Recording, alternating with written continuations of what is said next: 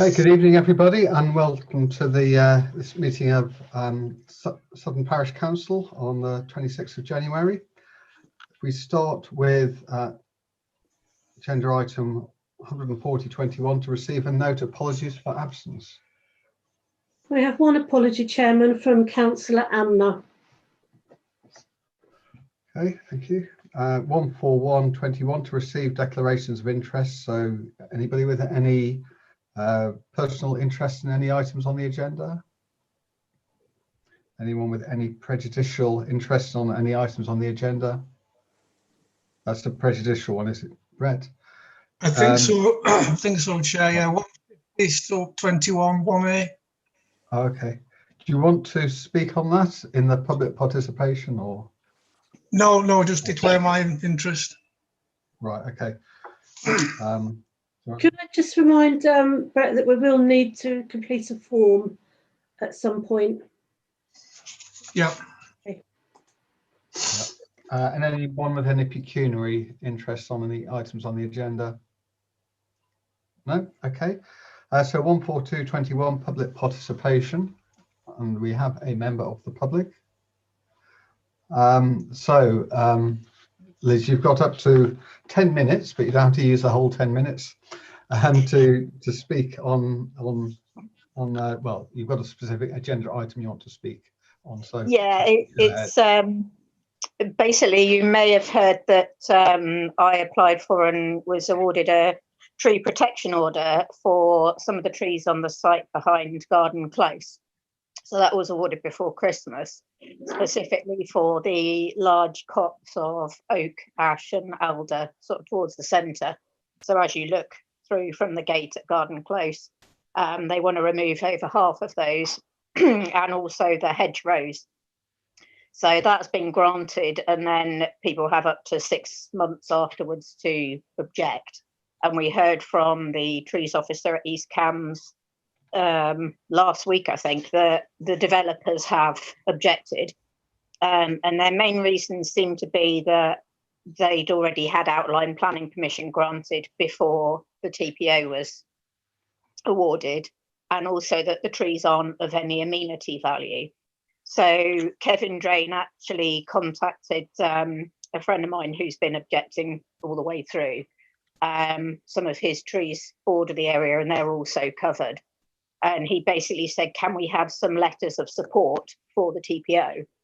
So I don't know if it's merely a case of they've got 2 objections and we send in 10 supporting letters, then they kind of go for it. But I think Kevin Drain, the tree officer, was hoping that it would go to council for discussion in March rather than February. But I think he would just appreciate it if different people could say, yes, we think that the trees are of amenity value, and you know there's a biodiversity value in not ripping out the hedges and so on. So if the parish council could support that in any way, that would be much appreciated. okay, so we'll get onto that item when we come on to the planning on the agenda. Okay, thank you very much. So you should be able to see it on the rest of the meeting on YouTube. And that's, okay, great. So if you would ask you to leave the meeting as we go into the formal session. Yep. Okay, thank you. Thanks a lot. And I should try and cut out the noise. Okay, that was public participation. We then go on to matters for 143.21, matters for information. First of all, letter of thanks from the editor of Sutton Pepper Pot. Yes, Chairman, that's exactly what it is. As you know, we paid £100 towards the pepper pot, £50 for the Christmas edition, and an additional £50 towards the printing costs. A total of 1,775 Christmas magazines were produced and distributed to every house in the village free of charge. And the editor of the pepper pot is extremely grateful for the support of the parish council. And then we've got Cambridgeshire County Council Highway Service Stakeholder Survey. Yes, we received an email from the County Council Highway Service. They're carrying out a stakeholder survey to find out people's thoughts about the highway service. The aim of the questions included in the survey is to gain opinion in order to ensure they continue to monitor their performance and, where possible, improve future service delivery. The survey is open until the 31st of January, so just for the rest of this week, and details are on our website. Okay. And then the last item we've got is the ooze washers report, which was we had circulated with our faces. Yes, that's correct. Okay. Then we go on to approve the minutes of the meeting held on the 12th of January this year. Has anybody got any corrections for the minutes? Somebody proposed then that we approve the minutes if they're happy with the. So I saw Bob Harker first, and I'll take Andrew as the seconder. And so those in favour of approving the minutes. Any against? And any abstentions? I didn't hear that, Rosie, because you were muted. I just realised, yeah, I've got that vote, thank you. Okay, then we move on to the resolution action chart, which was circulated. Has anybody got any questions or queries on that? No? Then 14621 to receive reports in relation to Sutton. First of all, the County Council report. Lorna, have you got anything to add to the County Council report that you circulated to us? Just a couple of things briefly, if I may, Chairman. Firstly, this morning saw the meeting of the General Purposes Committee, which is the last discussion of the Council's budget before full Council on the 9th of February, which will set the budget. At the moment, it's at a pretend budget stage where the officers produce a pretend budget with lots of bits missing.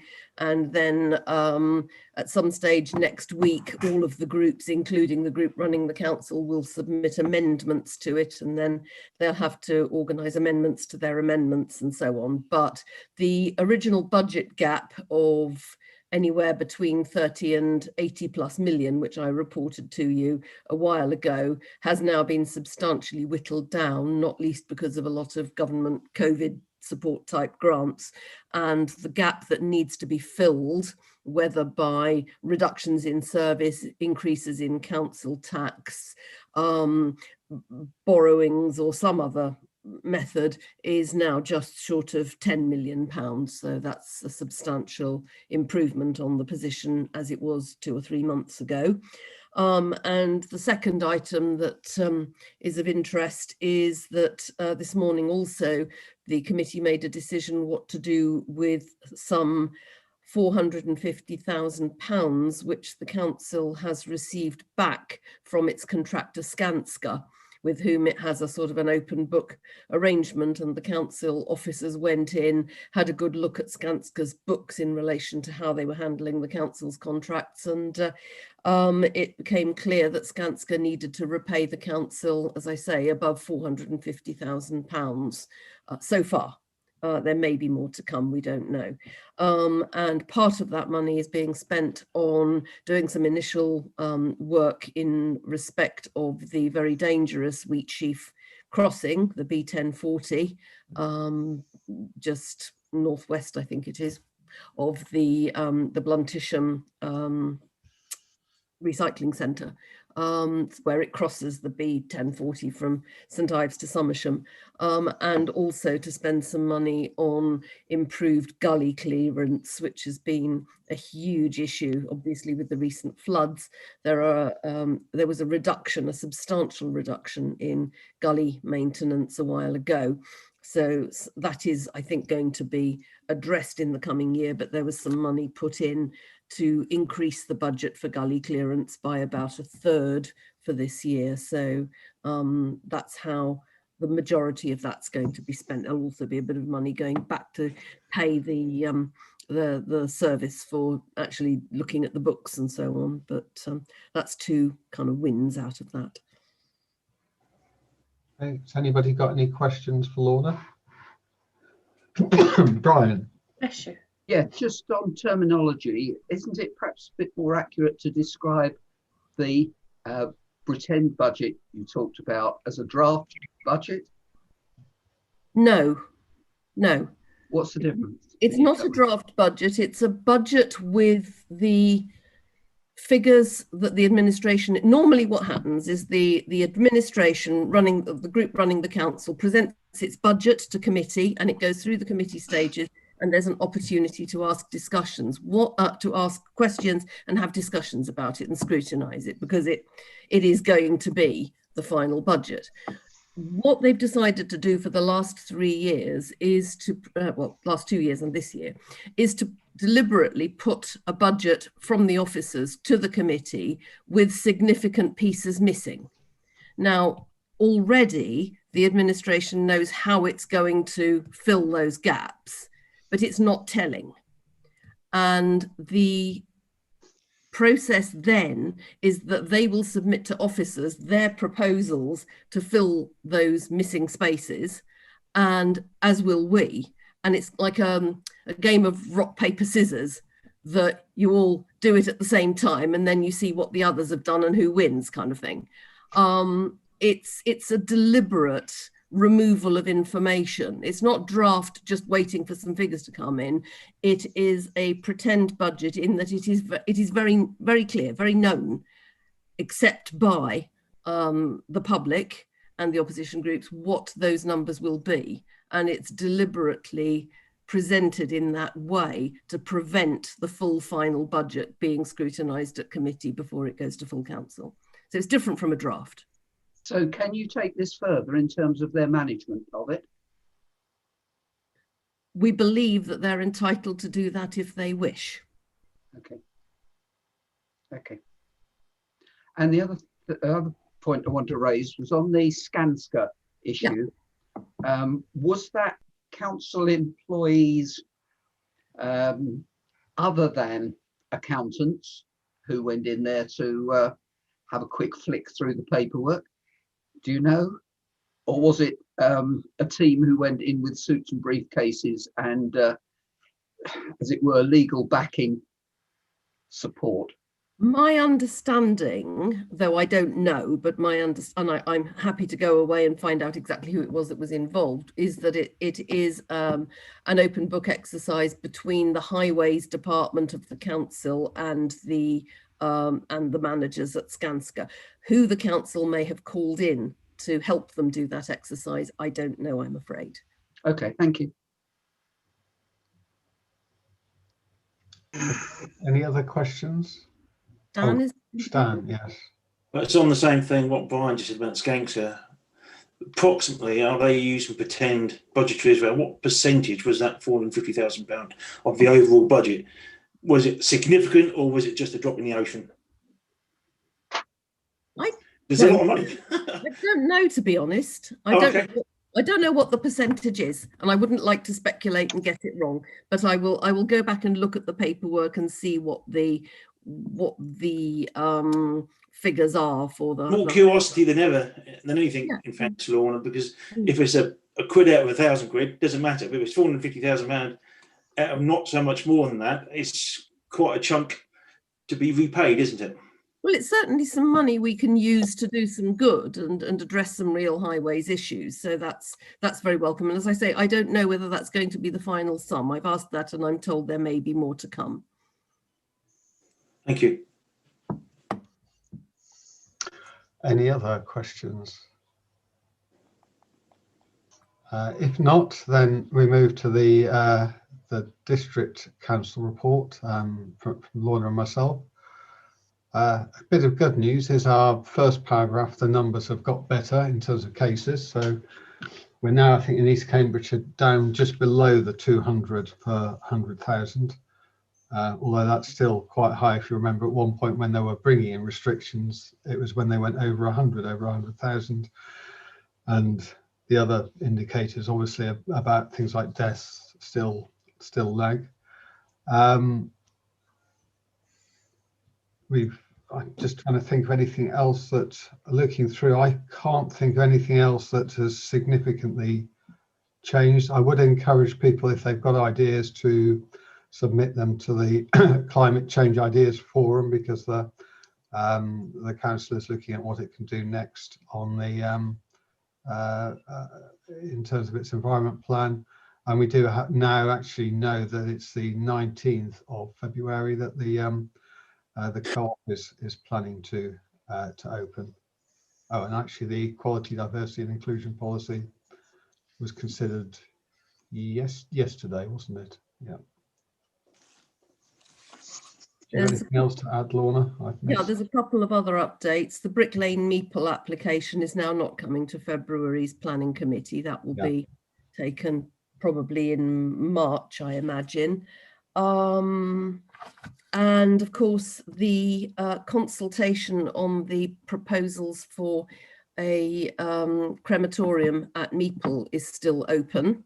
It's a fairly closed set of questions, but there is the opportunity at the very end to express a view of your own.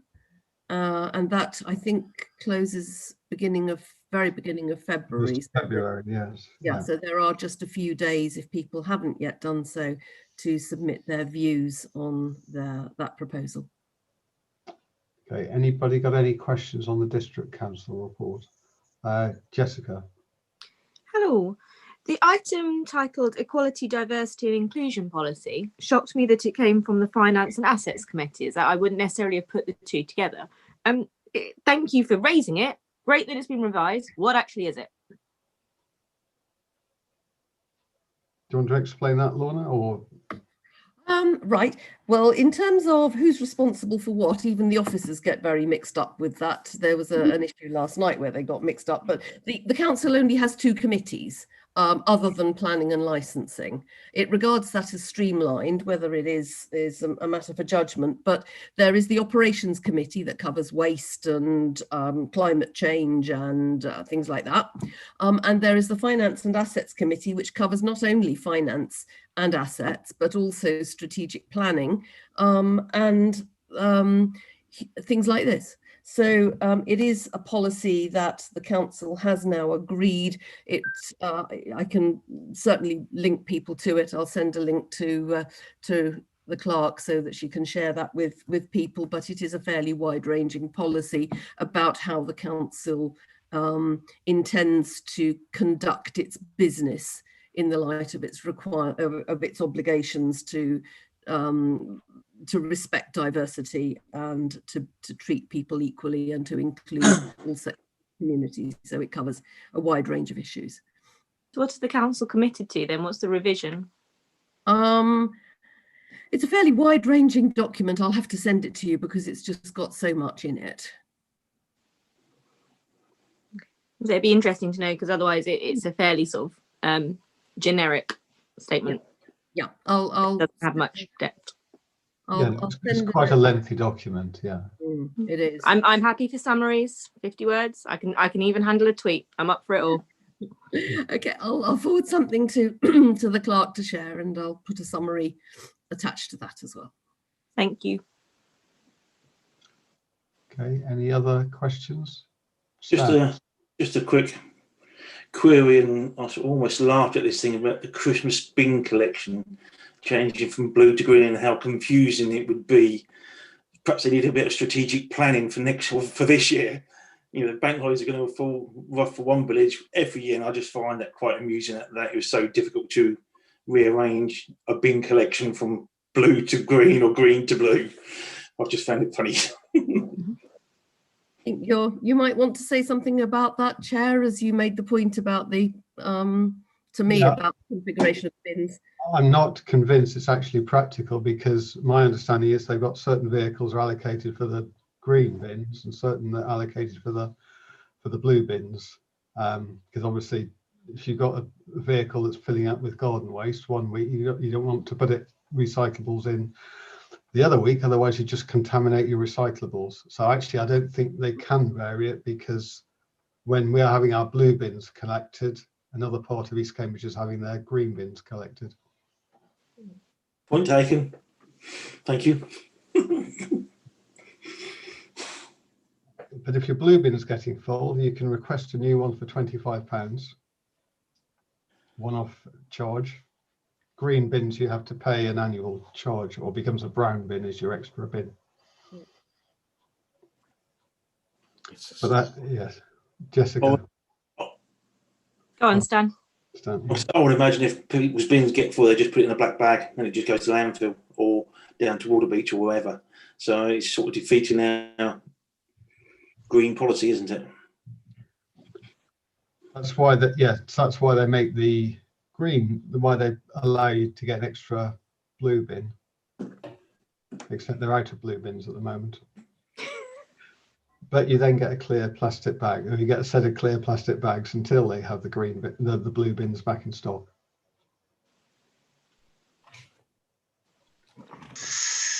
Any other bin? Is it a bin question, Jessica?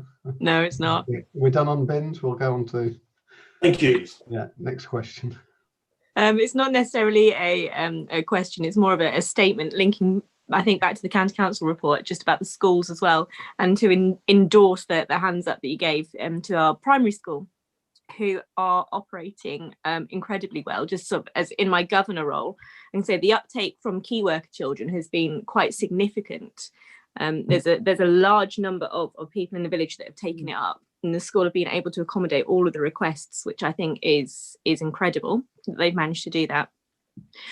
They've also been able to provide the 3 hours and 4 hours a day of targeted and structured curriculum time that the wonderful education secretary demanded, and they've also been able to provide food vouchers for all of the families that needed them, and that they've managed to not get caught up in that debacle about the free school meals that was raised in social media.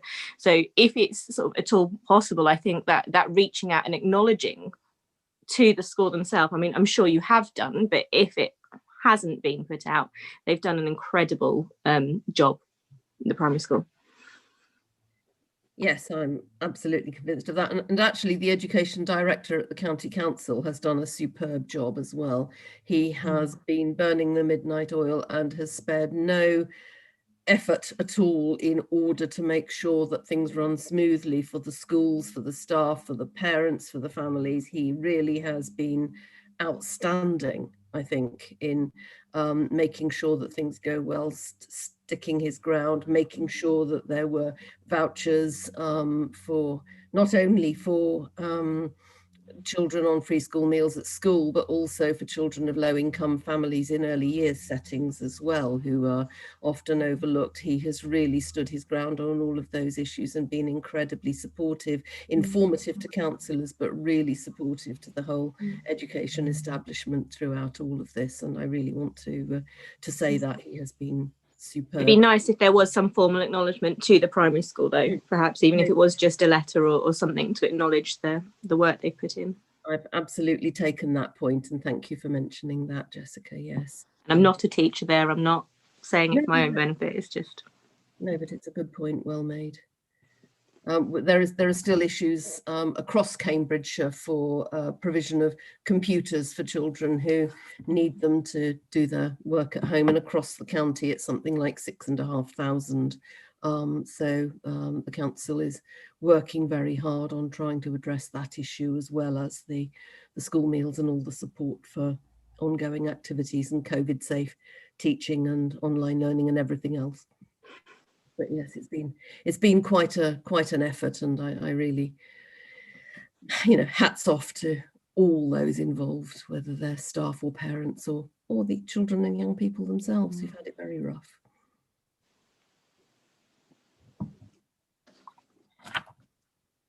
Right. Any other questions from anybody? If not, thank you very much, Lorna, and we'll move on to the next item, which is 14721. Sutton Time Bank. So we've got reports for December and for January. So we have those circulated. Good to see there's lots of things happening, and the numbers slowly going up in terms of people involved. Has anybody got any questions or observations on Brian? Yeah, on the numbers involved, there seem to be only 50 people enrolled in it, in the scheme at the moment, and I wonder whether we could encourage a membership drive of some sort for the scheme. It should be extremely valuable, whether we're in a COVID situation or not. And I'm quite surprised there are only 50 people engaged in it, and also that there are only 2 offers on the board. That's very surprising. So a bit of encouragement. I don't know what we can do to assist Lucy in this. But also the numbers who are the current members over 65 was quite low, a low percentage of it, wasn't it? It was only 11. It's a great scheme, you know. If we got a good story, it should be getting more participation. I mean, maybe we're just a village where people help each other without feeling they want to do it through an intermediary. Maybe it's that. I can't help thinking that if places even as close as Somersham can thrive, and I presume, maybe I'm wrong, but I presume their numbers participating are higher than ours. I don't know. I could speak to Lucy about that. I'm just surprised it's only 50 in a village of our size. I would expect part of that is we didn't have the big launch that we were going to have because of the COVID restrictions. So we haven't properly launched it, and so I suspect it hasn't had the level of publicity. No, I think that's a fair comment. And I suppose what got me putting my hand up was thinking, well, maybe we ought to be doing that. Why, you know, can we do it now? Is there a way of doing that now? Surely now is when people need support and help far more than they should do once the restrictions start going down a bit. Could I just add, if that's okay? We have actually put the Sutton Time Bank pages onto our Sutton Parish Council website today. Speaking to residents, and please do direct them there. The application form is also on the website, along with all the newsletters and all the information. So that's quite a good place to start. I would quite like to encourage you to look at the positives that the coordinator has put out there, because her and her volunteers have been working extremely hard. And for somebody in a part-time position, Lucy's fully aware that there's so much more she really wants to do, but it does come down to time and resources. And the priority at the moment is taken up with working with residents that do need the support throughout the coronavirus pandemic. But my criticism is not of hers. I don't want it misunderstood. I'm not criticising Lucy. No, I haven't accused her. Seeking to encourage us, the Parish Council, to get behind her a bit more. Bob. Let us ask a question, Rosie, in terms of Lucy's activity, which I'm not as familiar with as I should be.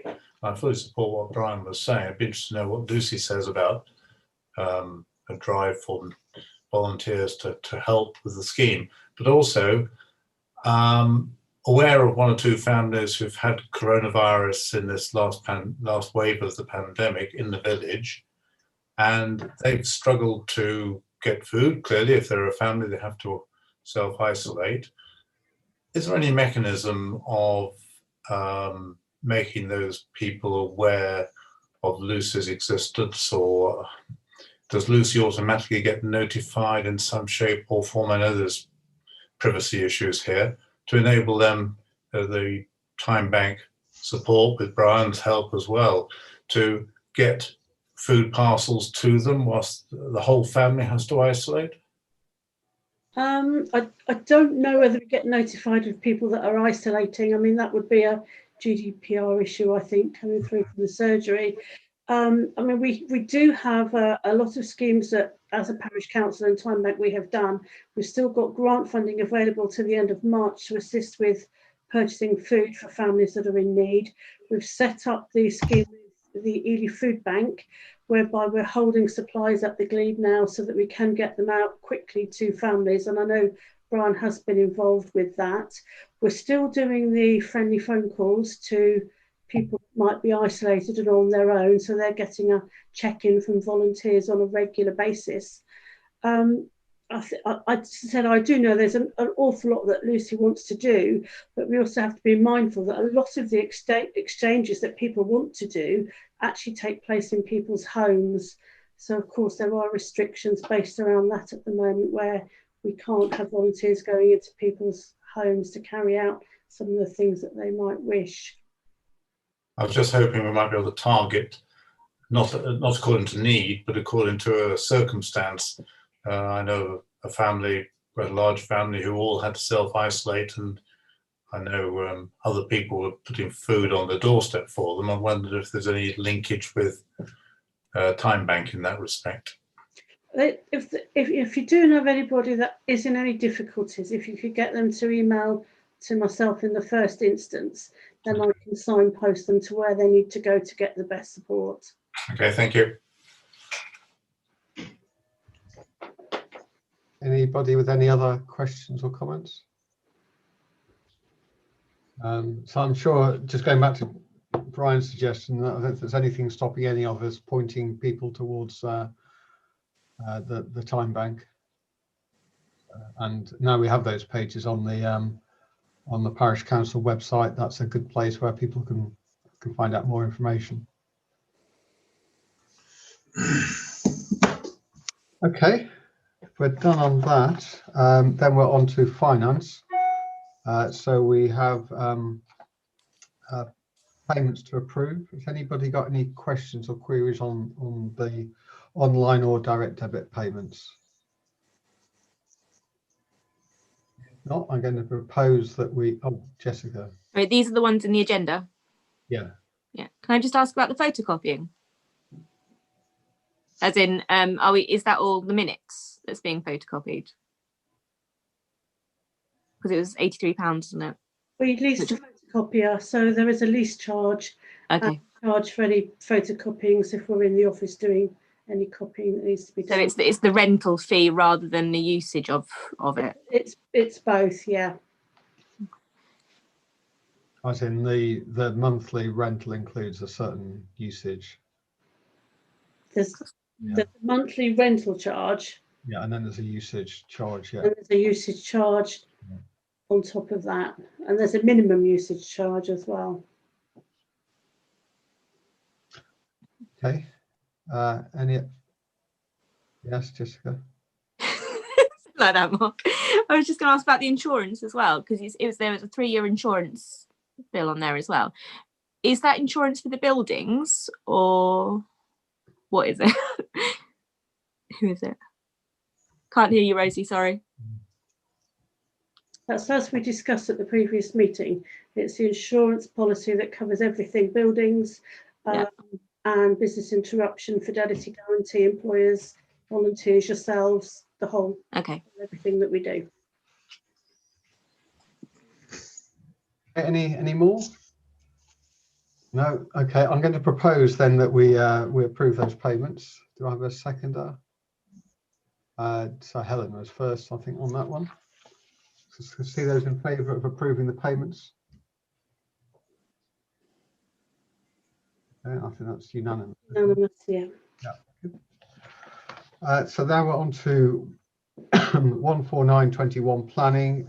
So we've got 4 planning approvals that have gone through. So 20-0-1378 FUL, Trinity Cottage, 36 High Street, Sutton front porch and dormer window, 20-0-1360 FUL, 33 Bella, Sutton front porch and enclosed area under the existing first floor extension, 20-0-1512 FUL, 180 High Street single story extension and raised patio area, and 20-0-1494 FUL, 36 The Row, two-story rear extension and alterations. No planning refusals, and then we're on to planning applications. So the first one is a County Council one. So CCC 20/052 FUL, Meeple Reservoir, Land Blaby Drows, Sutton Gold, construction of irrigation reservoirs by the extraction and export of sand and gravel, silt lagoons, mineral processing plant, weighbridge, temporary buildings, and use of existing access onto the A142 Chatteris Road between Meeple Outdoor Centre and Hyams Bridge. Got any comments on this one?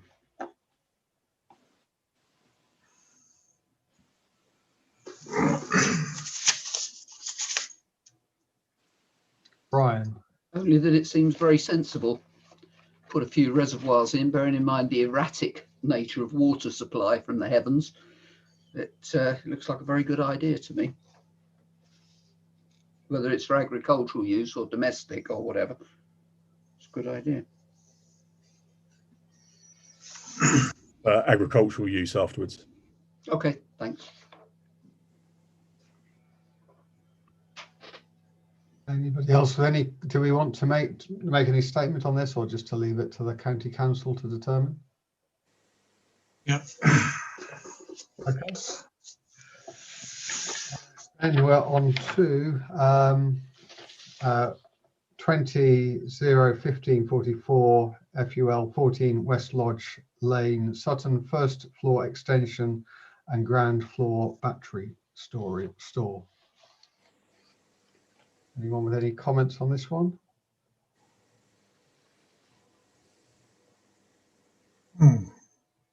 No, we leave. Oh, yeah. Just a bit concerned about battery storage. I mean, are we talking from a huge amount of wet cell batteries, or is it a spare battery for an electric car, or is it a set of accumulator batteries for a wind generator? I mean, batteries, you know, they could be quite nasty under the wrong circumstances. At sweeping guess, it's going to be a solar storage, but I'll have a look. Yeah, that's what it's on the You're plan. quite correct, Brendan. If you look at the application, it's precisely what it's for. Yeah. Because they're putting solar panels on the Okay. that they'll be creating. They want to store for the batteries. Oh, we've not got rows and rows of wet cell batteries bubbling away producing hydrogen. No, they don't. No, Yeah. not Okay, like thank what you you. used to play with. Thank you. It's moved on a little bit since then. If you haven't got the battery, there's no point having solar. Yeah, good old Mr. Tesla. Any? Right. Do we want to make any comments on the on this plan? Only that I understood nothing of that, and I have no idea what a wet cell battery is. Right. Before your time, Jessica. Come on, the girls, I'll show you.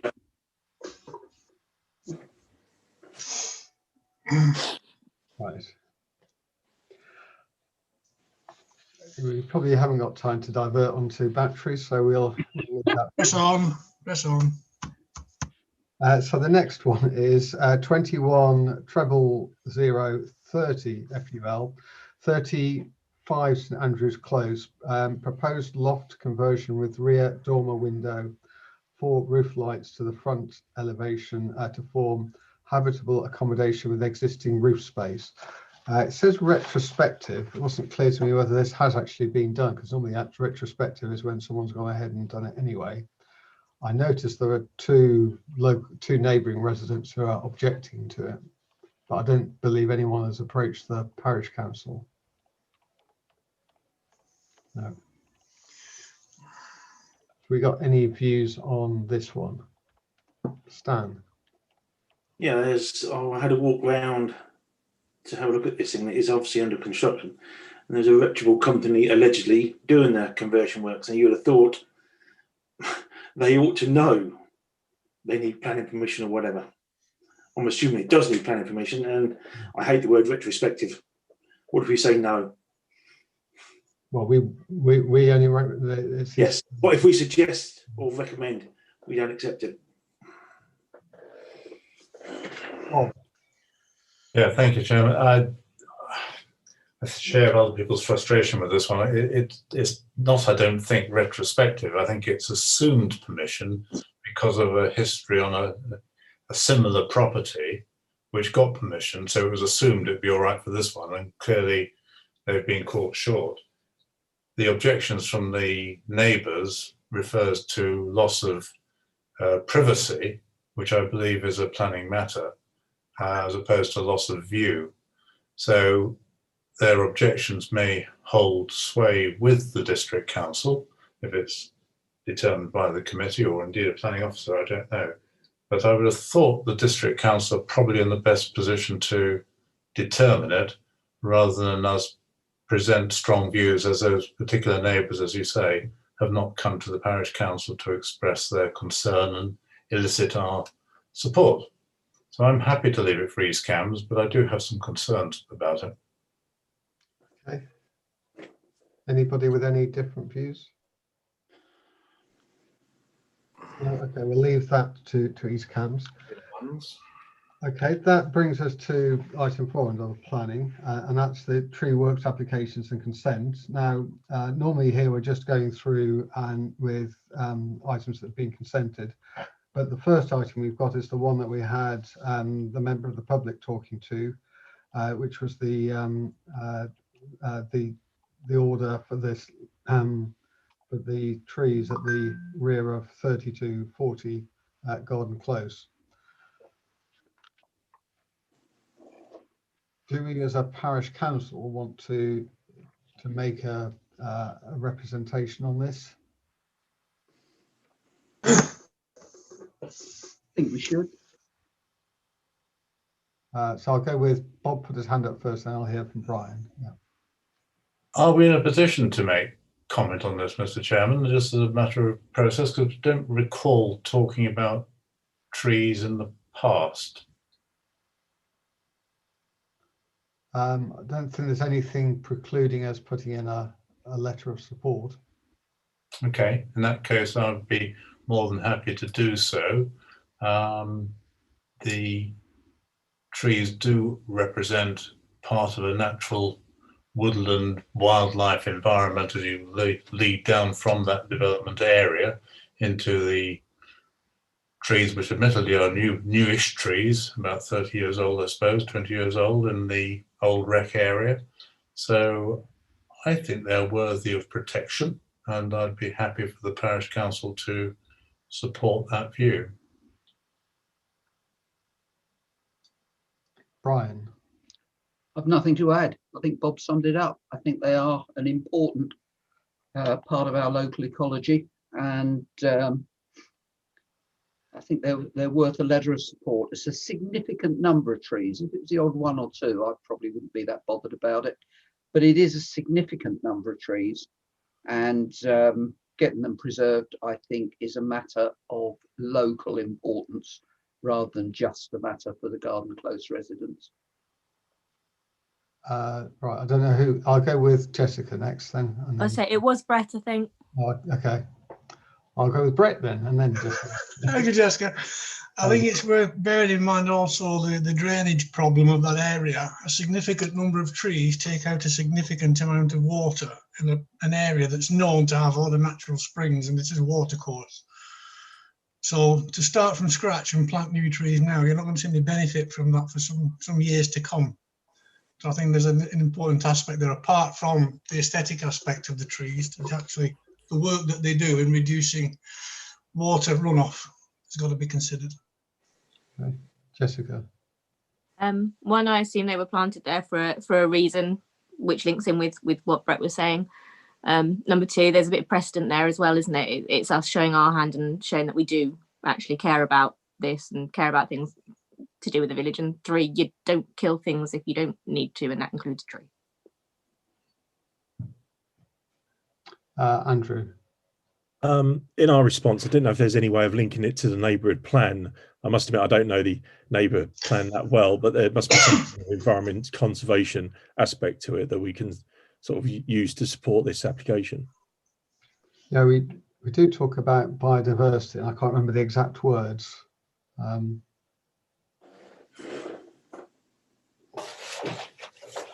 So anybody got any other comments whilst Bob goes in there and through his files? In fairness, Mark, didn't Lorna make reference to this in her report about the refusal for Garden Close, about the trees and things? Yeah. So it's all in that same combined area, isn't it? So I think the council are already fully aware.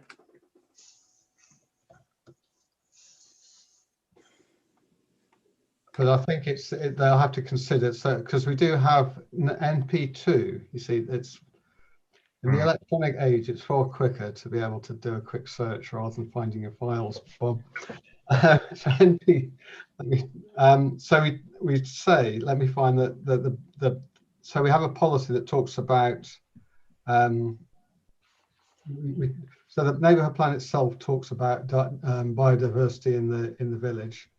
And then it says and that gets captured in the visions. Then when it comes to the policies, then NP2 says all development proposals will be expected to retain existing features of the landscape and biodiversity value, including trees, woodland, hedgerows, the open nature of meadowlands and verges, and where practical to do so, provide a net gain in biodiversity. And it gives some examples. But I think, yeah, clearly in that it envisages retaining trees. Yep. Yeah. I think again, it all makes sense. Yes. I think we've got a proposal from Bob, who's and seconded by Brian, I think. Jessica. So 2 for I'd second, but. Oh, okay. Do you want to? I don't mind. Let Jessica do it. I'll let you do it then, Jessica. So Brian's, yeah. You said more sense than I have on it. I'll bite my lip there, Brian. No, I was going to insult Brian, but Yeah, I'll decide not to. Stop digging. Yeah. We have so we've got a proposal that we provide. So if I summarise then, and people can jump in if I've missed anything out, but essentially we're supportive of retaining of the tree presentation order. We see it's consistent with the policies we've already agreed in the neighbourhood plan, and that's been adopted and after a referendum, and we'll use that as an added justification to support that. Bob, you've got. Yeah, I think there's an added point there, Mr. Chairman, that the neighbourhood plan compliance with the neighbourhood plan was the first refusal reason by the district council in refusing the recent permission, irrespective of the fact it's got outline. It was turned away. I think this is the second time by the district council. The neighbourhood plan was cited as reason number 1. It may not have been specifically trees, but I think the neighbourhood plan is clearly carrying weight with the district council. So I think the comment you're making that it doesn't comply with NP2 is entirely valid and is worth underlining. Yes. So no, I haven't got the all of the detailed grounds in front of me, but it was but it did talk about quality of trees and hedgerows would be lost and not enough replacement trees. Yeah, true. Okay, so we've got a proposal. Can I see those in favour of that proposal? And any against? And any abstentions? Thank you.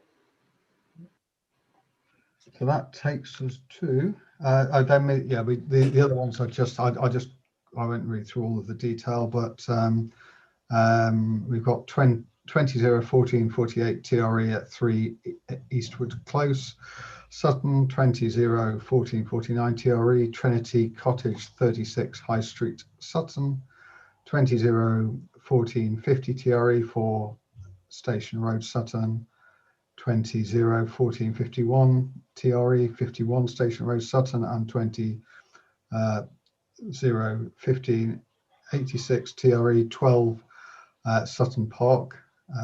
Lots of parts of that one. So those are all that have been. I assume that last one, although I can't quite see at the end there, doesn't. I assume that last one is consented, is it? Do you know, Rosie? Can I just check that with Melissa, because she's got the file at her house? Okay.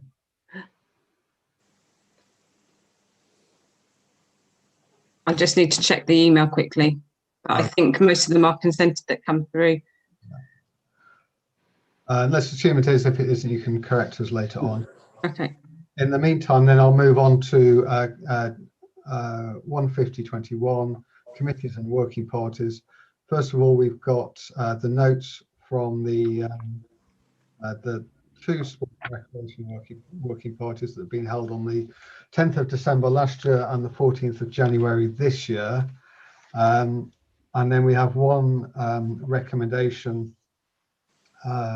coming from the first of those two meetings, which is in relation to the pause land. Do you want to? So this is probably, if you've declared a pecuniary interest for this, Brett, we probably should take you out of the meeting at this point and put you in the waiting room. So we'll bring you back when we've done this item. No problem. Okay. So has anybody, before we go into the recommendations, anyone got any questions on the notes from either of those two meetings? Stan? On the meeting of the 14th, yeah, I may be a twin, but I can't be present, and send my apologies. Can you remember which one was correct? Apologies. I just forgot. We'll correct that one then.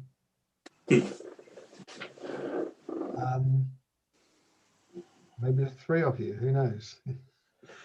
So yeah, we'll correct that and then redo that. Anything else on the notes of the meeting? On the amendments that we're proposing, so the background to this was that there was a draft from the pause land that we came back, we reviewed earlier last year. That went back to the pause land with they reviewed the changes we wanted to make, and most of those seem to be okay, but we're proposing there's still a small number of points to go back on.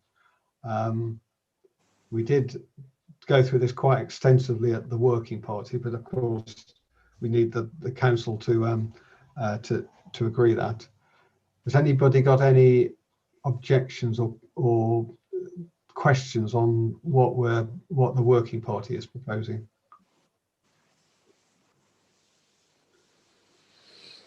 We'll be happy just to approve what the working party is recommending, and then we can move to the next point. If yes, I'll propose the working party recommendations then. Do I have a seconder for that? Beth? Oh, too slow, Brian. So we've got I'll put that to the vote then. Can I see those in favour?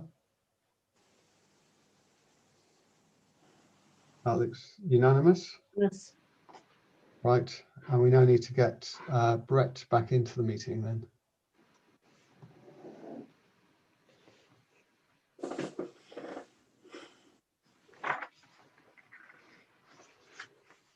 Should be on his way back. There he is. That must beat standing outside the pavilion on a cold January day. Oh, nice and warm here in my living room, gentlemen, ladies. Thank you. Now we've got the notes from the Traffic and Transport Working Party that was on the 22nd of December. Is there anything to add to that, Bob? Thank you, Chairman. I don't think there is really. There are 2 or 3 actions the clerk is picking up as part of an ongoing discussion regarding Stirling Way, which seems to go on for a long time, but we're not comfortable where we are at the moment. But there was one recommendation to highlight, which is the path across the green to the GP surgery, the one that's sort of worn by foot traffic as you walk from the Erith end of the high street and you go into the GPs and you cut across the grass, and it's regarded as slippery. It's a minimal incline, of course, which causes some concern for us all. So we were looking to recommend that some budget costs were obtained to understand what the cost of a proper pathway across the green would be, probably in tarmac rather than slabs. But we were concerned that, of course, it would be quite close to and encourage foot traffic for the resident living on the green there.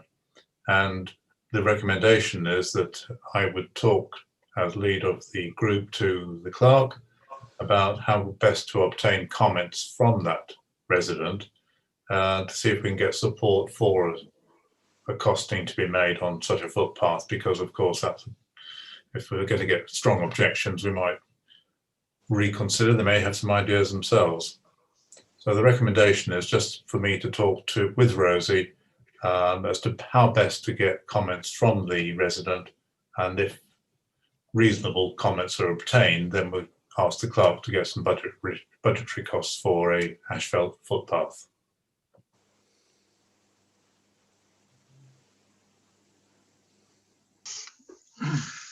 Anybody with any comments or questions? So we're just noting that. Oh, Jessica, yeah. It wasn't to do with that. It was sort of. But is it? But to do with the minutes or the notes of the meeting? It was just to do with traffic transport. Yeah. Okay then. Go ahead. It was just to applaud the MBATs or MBAT, the flashing sign, and the current placement on the high street is really interesting and actually quite obsession building, sitting there watching what's going on. But Rosie, it's superb where it's placed at the moment, and that moving around the village, I know it costs time and energy to do that and move that and to get the linksman to do it, but that's brilliant. However, the 9 miles an hour, my husband managed to set that off running past it the other day. He thought it was quite hilarious that he managed to do it, so it might want to be reconsidered about that lower limit. You're muted, Rosie. Sounds more like a goal. Sorry. We are looking at that. We found out today that each time we've moved it, we have reset it. I saw our lensman today, and he's informed me that we've set it within the office. Well, Melissa's been down with the computer and set it all. They've gone off with it, and they have to lift the actual unit up and then put the batteries in, because the batteries are really heavy. But we've discovered today that when you put the batteries in and sort of restart it up again in situ, it goes back to its default position of the 9 miles per hour, which we've just discovered today. So we're going to have to try and find another way of getting that so that it sits, because we did set it to different levels for when it's in the high street and when it's in the brook or the other end of the high street, so that it doesn't go off at such low levels. Because I'm sure that there are some speedy runners that could set it off. I saw a cyclist trigger it off the other day.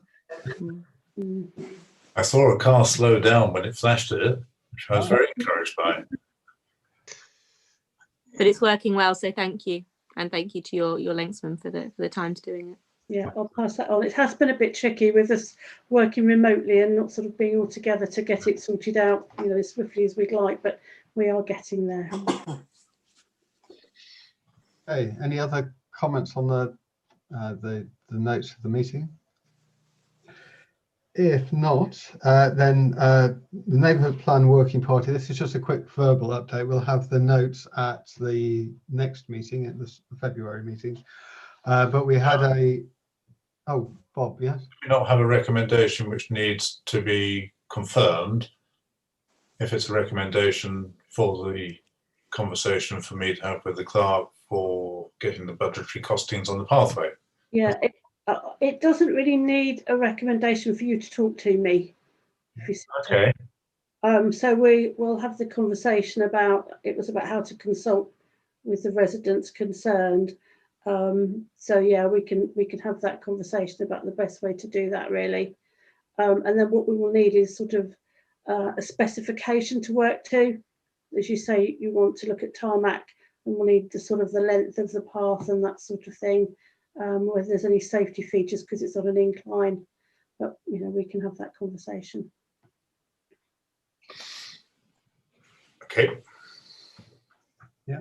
Okay, so yeah, neighbourhood plan, we had a meeting yesterday evening. We'll have some proper notes for the next meeting, but the idea was, as we had the meeting yesterday, just to update you on where we are. Main things we discussed yesterday, the first one was, since we adopted the neighbourhood plan, remember in May 2019, we changed some of the boundaries between Sutton and Meeple, and that meant that there was the area in particular next to or between Sutton Road and Brick Lane is now in Meeple and not Sutton, and plus some of the properties that are along the road between Meeple and Witcham. And so there was the question of when we review the neighbourhood plan, do we change the boundaries to just what is now Sutton Parish?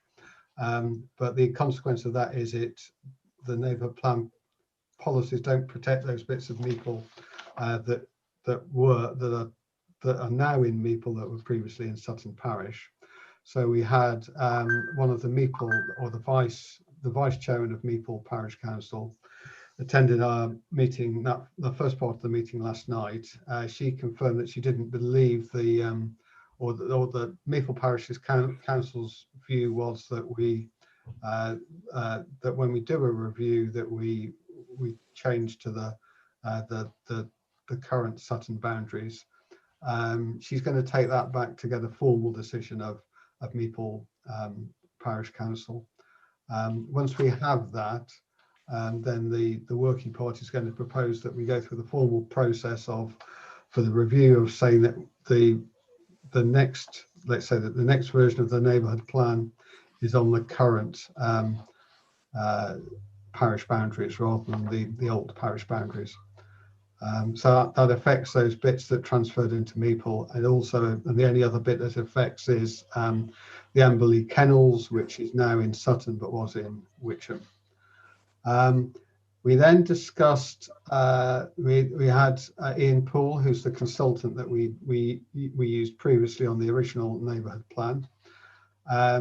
He helped take us through some of the things that we could do. In particular, there were a couple of things that we can that are very useful documents that we can effectively get without any charge. One is a local housing needs survey, so that will tell us what the housing needs are for Sutton Parish rather than East Cambs as a whole. So previously we got a figure from East Cambs planners, because at the time they were working on a refresh or a new local plan that was subsequently withdrawn. So we don't have now, for going back through a review of the neighbourhood plan, we don't have the current housing need figures for Sutton. We just have them for East Cambs as a whole. But we can, through locality, we can get a housing needs survey that will just give us a Sutton figures. The other thing that he gave us, proposing that we have something called a design code, which is a document that gives some design guidelines for applications in a neighbourhood plan area, and it can have different design requirements in different parts of an area, and he's given us some examples to look at, and we will have the links of those in the working party minutes. And again, that wouldn't cost us anything to do, and a number of other places that have neighbourhood plans have taken that route and had this design code document as an additional document to the neighbourhood plan. So we discussed that, and then we agreed that he would go away and review our local plan to highlight any policies that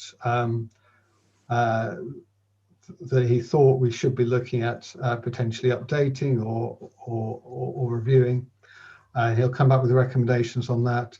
We also asked him to think about some proposals on what we could do if we wanted to add more around biodiversity and climate change to the policies into the neighbourhood plan. So there were quite strict limitations on what we can do around that, but he's going to again give us some recommendations there. So that will be properly reported next time, but that's just to give you an idea of what we're doing, and just to and then roughly from a timeline perspective, his expectation is that probably it would take around about a year to complete a review. So by this time next year, we should have a plan that's effectively been reviewed, that would then need to go to another referendum. But that's roughly the timescale that we could work to. And obviously, to get to that, we will need to do reconsultation with the village in terms of any changes we're planning to make, and there'll also be a requirement to go to an examiner again before it goes to a new approval. Any questions on any of that?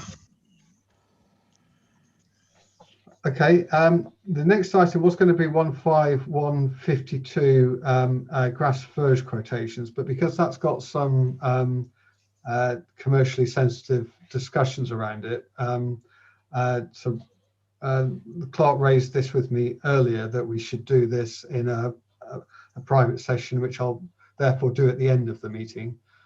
So what we'll do is we'll move this item till we've done all of the other items, and we'll go into that sort of confidential session so that we can discuss those sort of commercially sensitive items.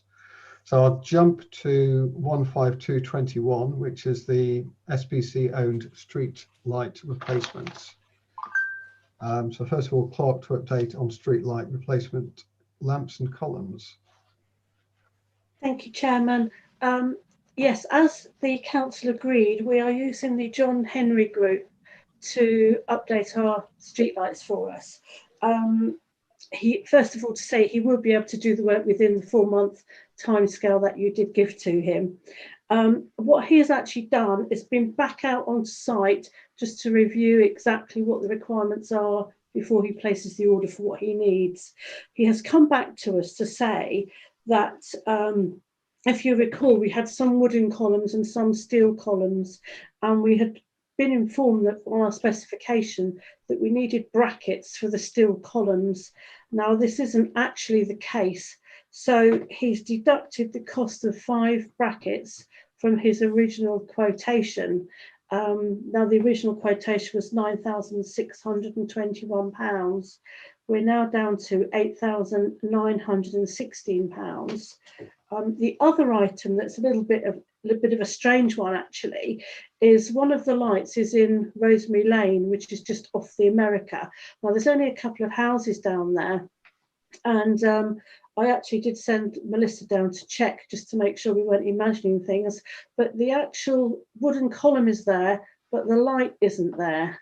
So the lamp on the top. So we went back to Balfour Beatty, our previous maintenance people, and they seem to think that they last checked the lamp in 2019, but we haven't ever had any complaints from residents down there to say the light has actually been removed. So we're just in the process of just trying to find out what happened with that. I did have a chat with the chairman, and what we might try and do is to speak to the 2 residents down there just to see if they can throw any light on it, for a pun there, and find out also if they do feel there is a requirement for us to have the light back, because it might be it's something that as the council decides we no longer need. So we've got the new price for the lamps we're going to carry on with the deduction for not needing the brackets, and also they've taken off the cost of the lamp for Rosemary Lane at the moment until we can actually come to a conclusion on that one. So we'll come back to council when we've got a bit more. So that's where we are with the lamps and columns. To go on to the maintenance costs, the maintenance costs for John Henry Group. This is a 3-year maintenance contract on the new LED lanterns.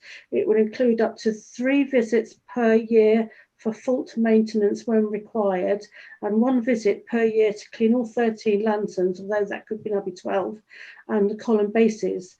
And that's a cost of £620 per year over the 3-year contract. So that's the item that the council needs to formally agree to, please. So it's the maintenance one, because we've already agreed the expenditure, and actually it's coming in lower than we expected. So, Yes. Yeah, so it's just the maintenance, the £620 per year for a 3-year contract. Anyone with any questions on that? I was going to propose it. Okay, I'll second that. Oh, Bob's seconding it then. Yep. Can I see those in favour of that? Any against? Any abstention? One abstention, thank you. Just on the Rosemary Lane one then, so I do plan to go and talk to the 2 residents. And I've checked as well, and there definitely isn't a lamp there. But the assuming those 2 residents are happy to have the lamp, or do we have any view prior to me having talked to them to see what their view is? Or do we want? Are we happy to go with what? If they are both would like the lamp replaced, would we prefer to do that? Or and if equally, if they say they don't want, they prefer the dark, do we want to go that way, or do we want to yeah, Brian? I think the time at this point, you go in and ask the open question. Can I talk to you about the light? I don't. Yeah.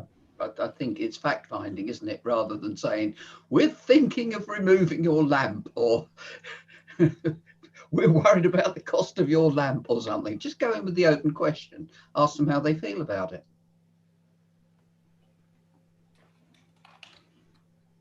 Okay, yeah, I was just looking so we didn't have to come back to another meeting, and I guess by default it's in there because it's in the original quote. Okay, I'll leave it there then. I'll see what. Mark, just a quickie before we move on. Didn't we have a review on all the street lights a few years ago when they put the LEDs in across the village? And what obligation do we have to Rosemary Lane, assuming those people are going to stay there for an indefinite period of time? If we take it away and new people come in, is there any obligation we have for future people? Or because when it's gone, isn't it?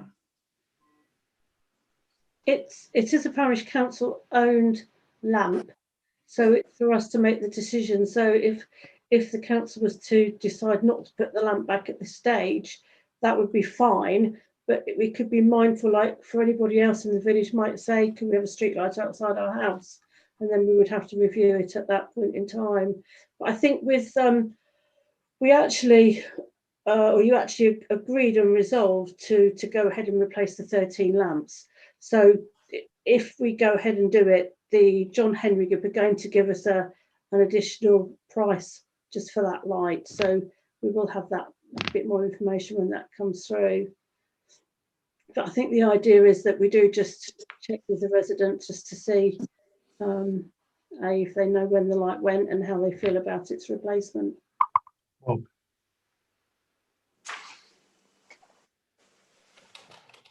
yeah, just what happens if one resident wants it and the other one doesn't? And what happens if somebody moves in 6 months' time and somebody says, bloody dark down here, you couldn't put a light in, could you? There must have been a rationale, in other words, for why the parish council at some time in the past put the light in.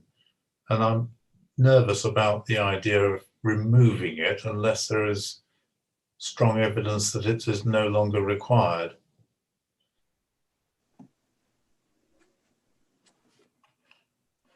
Come on again, let me find out what they have to say and then I'll report back next time. Okay. Because I think it is very, well, I did say, because I went to look in the dark and it is very dark down there. Because generally our parish lights are either they're around the pavilion, aren't they, in that area, and then there's 1 or 2 down towards the Gold, aren't there? Yes, and I think Oates Lane, a couple in Oates. Oates Lane, yeah.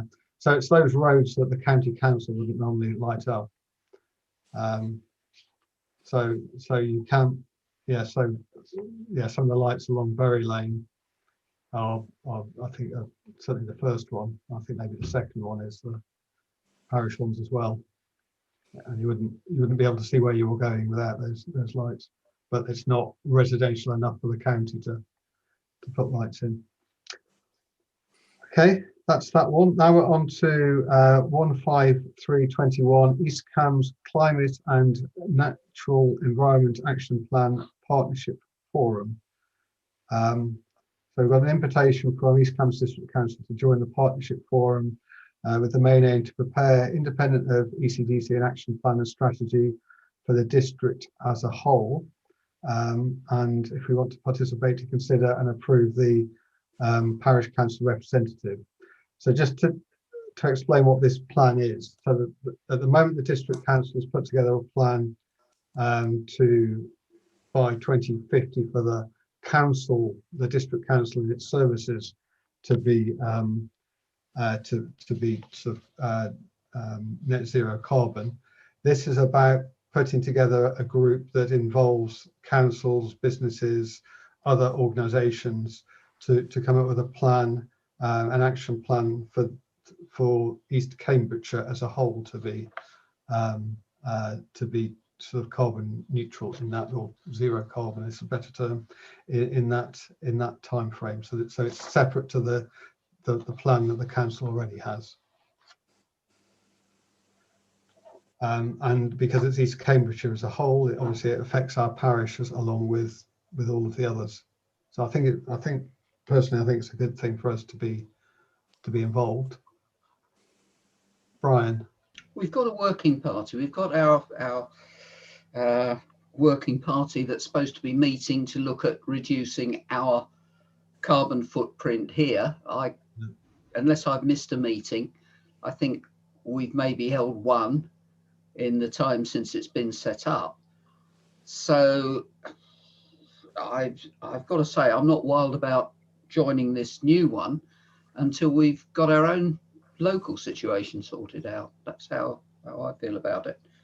You know, we need to get our group working in here before we start joining in on some regional thing.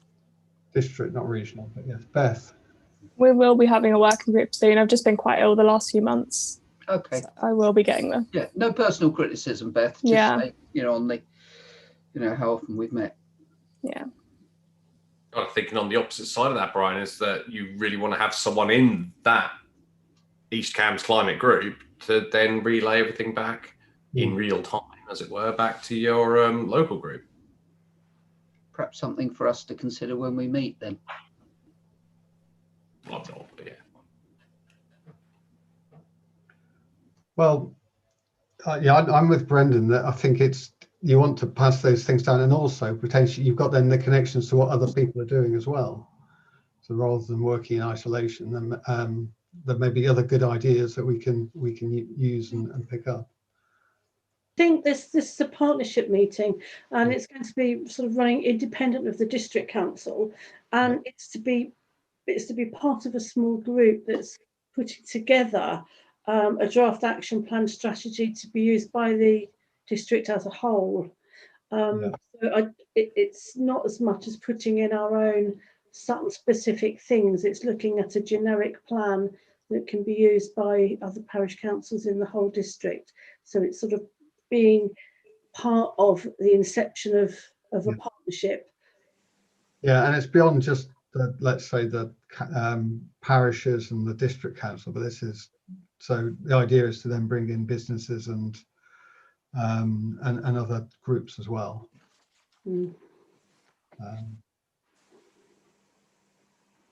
Bob. I was asked what support businesses are giving to this, because I had a quick look at it and it seemed to be supported by a number of parishes. So I take the point about real-time evidence coming back, which might help the parish come up with our plan, but I'd expect our parish to be similar to other parishes and be helped by the district council in some way. But I think our strategy we outlined in the first meeting was somewhat similar to the district council one. But this is about businesses from what you're saying.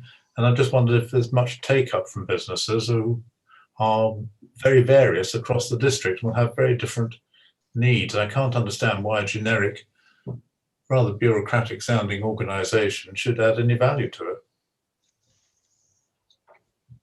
The idea is to try and get a coordinated approach to try to hit the 2050 target.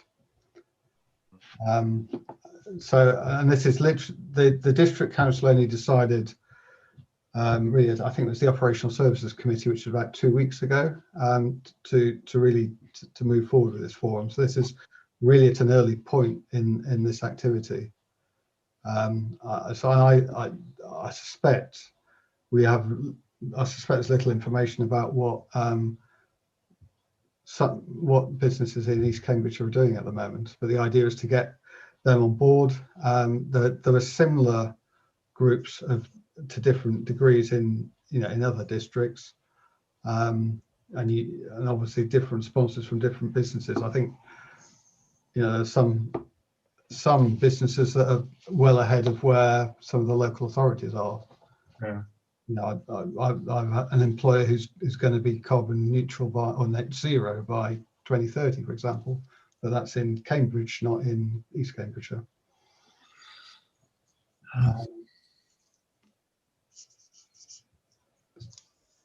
But it's one of those things where there may not be a huge amount of, there's not a huge amount of cost, I'd imagine, involved in this. This is all going to be, again, without seeing too much of it, I can't imagine it's going to be much more than a fistful of wide sweeping video calls covering all sorts of lovely presentations. It's going to cost time, absolutely. And I mean, careful what I say here. I'm not part of our working party group for climate, so I'm not going to sit here and sign anyone up to anything. But we are part of East Cambs. We purport to have an interest in all of this business. There might be something comes up which we can use, even if it's people discussing tactics and something comes up which we hadn't thought of. It's just put someone on it. Yeah, you're right, there's no cost to it other than we need somebody, if we decide to do it, we need somebody who's willing to take part. But there's no cost commitment to doing it. And potentially we get the opportunity to sort of influence what's happening with that district-wide plan, which will have implications for our parish along with all of the others.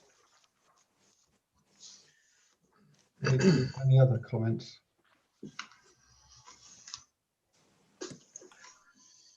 It'd be best to be on there, because if there's something that comes up which we don't like, we had a say in it before it came up. Do you want to propose that we take part then, Brendan? I wouldn't like to, given that I'm not on the group, so I don't want to sit here making promises on behalf of other people. On their working party, you mean? Exactly. Oh, okay. Well, I'm going to propose that we do agree to take part. And are you seconding that, Beth? Yeah. Yeah. Okay, can I see those in favour of that proposal? Okay, and those against, and those abstaining.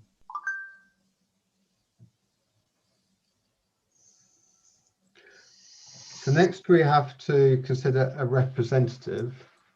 How soon do we have to come back with that? Because I'm thinking that might be something that the working party could discuss and come back with a recommendation. I'm just having a look at the notes. I think I don't think we've got a deadline. I think we've just got to feedback that yes, we would be interested to be part of the plan. But I can certainly find that out. And I know Beth has just said she is planning to have a working party. So if I can get that information and any more information that's now available ready for that working party meeting, I can let Richard at East Cambs know that we will sort of nominate a representative following that meeting. Yeah, so I think that would be a 'Cause I think it should be somebody from that working party. So if Beth just puts that as an item on the agenda when she organises a working party meeting, we can then come back with a recommendation. Yes. Okay, Yep. that takes us to annual meeting of the electorate to discuss format, speakers and ideas to include residents. That's on the 18th of May, is the date we've set for that. Yeah, I touched on this a couple of meetings ago and sort of forewarned members that I was going to be starting to ask about what we wanted to do. There will still be legislation in place to have virtual meetings, I think, by then, and I don't know whether that at the moment is likely to be extended. But, you know, looking at the news today, I don't think we're going to be back into a room with large numbers of people. So I'm expecting we'll probably be having a virtual annual meeting of the electorate. So it was just to see if you wanted to have a theme or invite speakers or any other ideas that you have, really, so that I can start to get that set up. So Jessica was, I think, first there, and then Brian. Does it have to be interactive, Rosie? As in, do we have to be able to present something and people feedback on it? Because I was just wondering whether a better chance of people being able to access it would be to produce some videos on a forum such as such as Loom or something like that, which could then be shared, giving people the opportunity to watch them at a time suitable for them, knowing that we don't get the greatest of uptake. Is that a potential option, or is that not really viable? There are some sort of statutory things that we would have to consider, sort of date, time, and it is the meeting of the electorate. It's not actually a parish council meeting, although it is chaired normally by the chairman of the parish council. So it needs to be where the electorate can ask questions, can interact, can sort of make proposals for organisations and the council to take forward. But it's difficult, as you say, because we don't often get a lot of attendance. We used to, you know, sort of 15, 20 years ago, we've had standing room only at these meetings. But, you know, it's difficult to... So what have the numbers been for the last few? I suppose we've been in the sort of early 20s. Okay. Brian. Yeah, I think we invite all the active groups that we're aware of. I know one or two groups that I'm not directly involved with, actually, who are not keen on Zoom, but there are some who are, and who are holding regular meetings via Zoom. Zoom seems to be the program that we use, and I think we could invite them all to give a short presentation on how they're managing and how their year has been and what plans they have for the future, if any. It's not hard to find a spokesman, I think, out of groups. If they want to get their message across, they'll find somebody who can either work from a script or can extemporize it in front of a camera. Jessica again, or Brendan? No, Brendan was next, wasn't he? And then Jessica, yeah. I'm going with the same theory Jess is going with here, which is where essentially different groups can present. And with that, if they were able to submit a small video of what they want to talk about, we can throw a stream. Oh God, I've got to think about how this works now. We'll have a stream where all these get presented out. We have someone, you know, chairing or, you know, hosting, comparing, emceeing the entire event. And then we roll out the videos introduce them. Here they are, this is the thing. And then the person from the group then does their talky bit. And anyone who wants to say their thing is either hauled on in or through groups, super chats, chat boxes, whichever way it is. I mean, that's kind of what I'm thinking of, a kind of modern take on what we're talking about.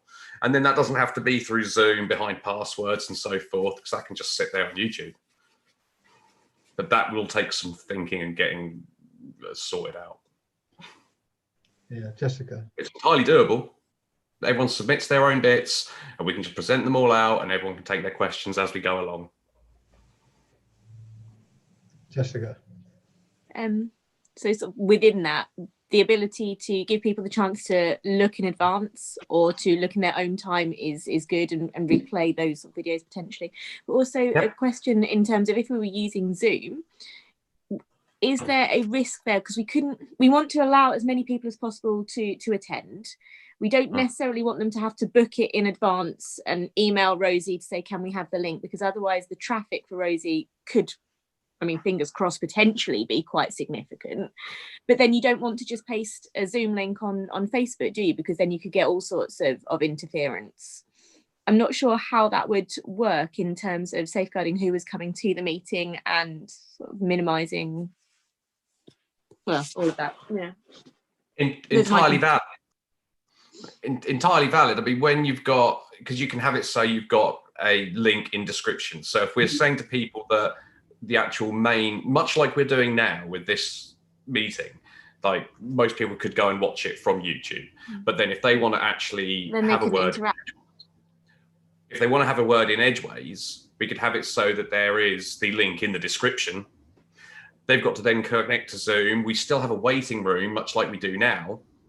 And so we don't just let people in, and then because that's how you end up with exactly the stories we heard about this time last year.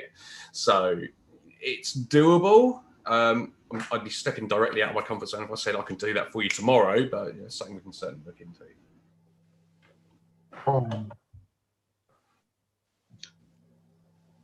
Brian. Speaking from experience, because I did it before Christmas, I put a link that didn't have a password involved to a Zoom meeting on either Christmas Eve or a couple of days before it. Lorna was one of the people who turned up. None of the other people who are here did. But we got, I suppose, 25 going on 30 people who popped in. That was just for a chat. If you want to come for a chat, come and have a chat. That was, I felt, as open to abuse as anything was likely to be. And there was none of it, absolutely none of it. And the person who's hosting, as soon as somebody gets a bit silly, comes out with some language, mutes and boots them. It's very easy, but I didn't have to do it. And I think we should give our electorate the benefit of the doubt and give them that access through a waiting room by publicly announcing that we're going to be holding the thing in a Zoom way, and put the kind of link that doesn't require a lot of faffing about. Let's rely on the mute button and the kicking out options. And as far as the video presentations, my feeling is that people will be more comfortable doing a quick 3 or 5 minute statement than putting a video together. I think that's getting too ambitious. Okay, so Bob and then Beth. Bob Harker, that is. There was a time, I'm guessing about 4 years ago, might even be 3 years ago, when we had all the groups of the village face to face in the room, and it was a very successful meeting. It was a recruitment drive in effect, or a this is what we do type of speech. It got a lot of traction because a lot of people from all those groups came, and how many people would have come independently, I'm not quite sure, but it was a very successful meeting. Whether it wants repeating via Zoom in a different way, I'm not sure. The other way I was going to not necessarily propose, but another obvious way forward is for the parish itself to say, this is an annual meeting of you, the electorate. I'm sure Rosie could advise us what statutory elements we must incorporate in that. But we put on what we think the parishioners might want to hear. It's a bit top down, a bit heavy. But if, for instance, we put traffic on there, we put the neighbourhood plan on there, we put environment on there, we put climate change on there, and each of the working party leads gave a 2-minute presentation as to what was going on in their patch. That's an alternative way forward, which would be a lot easier to manage, although of course I'm landing myself in it a little bit. Yeah, yeah, I quite like that would be something we haven't done before. So, Beth, I think. I'm meant to agree, Mark. Beth was next. Yeah, I was just thinking that we could have we can invite the groups like into Zoom so that they could talk. But then I've noticed on the YouTube we have like live chat disabled while we're streaming. So we could possibly like share the link onto Facebook as we stream, and just people could come in and just write in the chat anything they wanted to say to us, and we could interact that way rather than inviting them into the Zoom.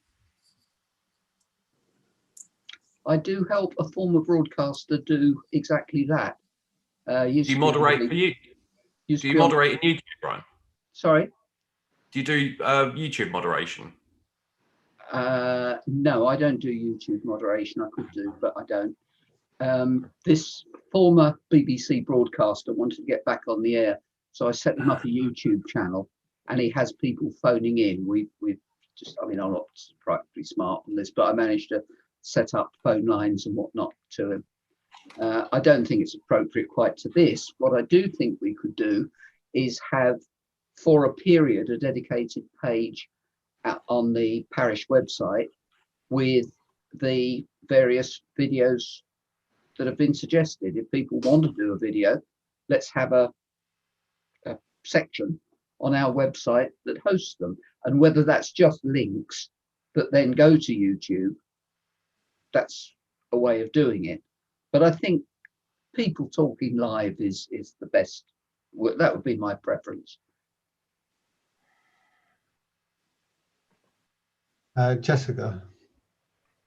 I just want to urge people not to throw out the idea of videos and not to dismiss it straight away, because they only have to be 2-3 minutes. They do not have to be anything flashy. It literally is pressing record and someone talking. They can go on the website, they can be referred back to, they can be taken down, they can be controlled, moderated in advance. So it opens the ground more for people to watch, to look, to prepare, to be able to listen to the bits that they want to and that are interested in, because, you know, some people don't want to listen to everything, and so will just tune out of everything. I think it's got a lot of benefits to offer people. So wouldn't, you know, and it's free to record a video and very manageable. It needs to be a little more engaging than what we roll for our meetings. We don't do videos, and it doesn't necessarily. Right, Stan. A couple of things going back to, we haven't done this before. Rose, you probably had to correct me. That didn't we do something with police and traffic in the Brooklands Hall, and it was standing room only several years ago. So if you put traffic or police or something on the agenda, it tends to be a bit of a magnet. And sorry, Brendan and Jess, but not everybody may be as technically minded as what you guys are. So we have to be mindful of who may be watching or joining. That some may be up there with Spielberg and have that technical ability, but people like me who's a bit of a dinosaur, you've got no chance. Sorry. Bob. Just a quick one, Jen. I'm not against videos at all. It's getting the content as to what we're going to do as opposed to how we're going to do it that I'm more concerned about. Yeah. I think the suggestion from me and Jess is more along the lines that if they want to, they could submit a vid, and then they can script that, take their time. They don't get tongue-tied halfway through it, distracted by the group chat. Cat turns up and kicks them in the head. All of that can get edited out, and it doesn't have to go out. They could. It's their option.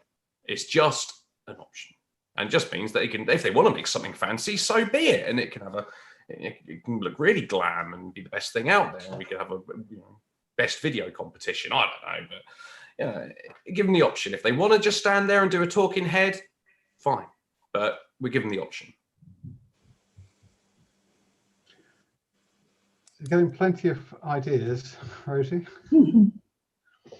I'm not sure we're converging on anything though at the moment. I just feel we've slightly gone off piste actually, because it's not about sort of how we do it, it's about the content. Yeah. Do you want to invite a speaker on a particular topic? Do you want somebody to come along and do a presentation on climate change or whatever? Or do you want to invite the local groups? I'm not convinced. I do understand the idea of the video, and I do understand that could be a good idea. But I just feel that this isn't a meeting of the parish council, and with all due respect, we've had these meetings every year, and even not all parish councillors have turned up to the meeting.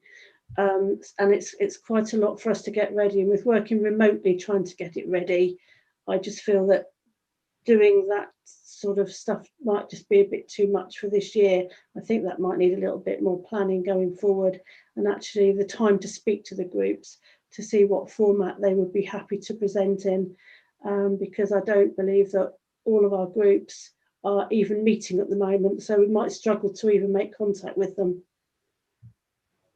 So I'm going to make, just picking up on Bob's suggestions, I think videos of groups, we could do that anyway, because if it isn't a, so we could help facilitate that through our website and our YouTube channel. So we could at any point create, if people provide videos, we could provide a point that people could go to and find out about their groups, in the way that in the past we created a bit of a directory of contact here if you wanted to find out about the Scouts or the who were the people who did the quilt. I can't remember what they were called now. Yes, that's the one. Yeah, so all of those different groups. But I think in terms of I think Stan was right that when we've had traffic before as a particular meeting, that drew a lot of people. But what it occurs to me is with our working parties, whether it's the climate change or the traffic and transport or whatever working party, people, even if they're watching these parish council meetings, actually don't really get a good picture as to what those groups are doing. So we talk about the minutes and we approve the minutes, and people could get a copy of those minutes if they wanted to, but I suspect we seldom get requests for that. But I think it might be quite useful just to say, these are the things that we're looking at from a traffic and sort of road safety point of view. That could be something that the Working Party League could present. Similarly, once we've got some ideas together on climate change, we could talk through those, and neighbourhood plan, and so we could use it to provide a bit more background that people don't get out of these meetings. Brian. Joe, picking up Rose's point about this being the meeting of the electorate, why do we not contact the groups first, whether they're actually meeting now or not? They've still got something that they could say. So let's put them front and centre in our proposals for this. If they want to get into videos and all that, fine. If they want to do a talking head, that's fine. But let's contact them first. If it's a chore for the parish office, I don't mind having a ring around. I mean, it's only getting an expression of interest at this point. And then we come back and delight them with the reports from the various working parties by way of spice among the meaty bits.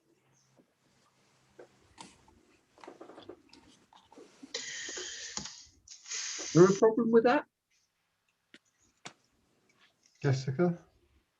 I was quite interested by Stan's comment that the police were a draw and a wow factor. What were the, I haven't been in the village that long, so I haven't seen any events where there was a huge take up of it. What was the other common denominators?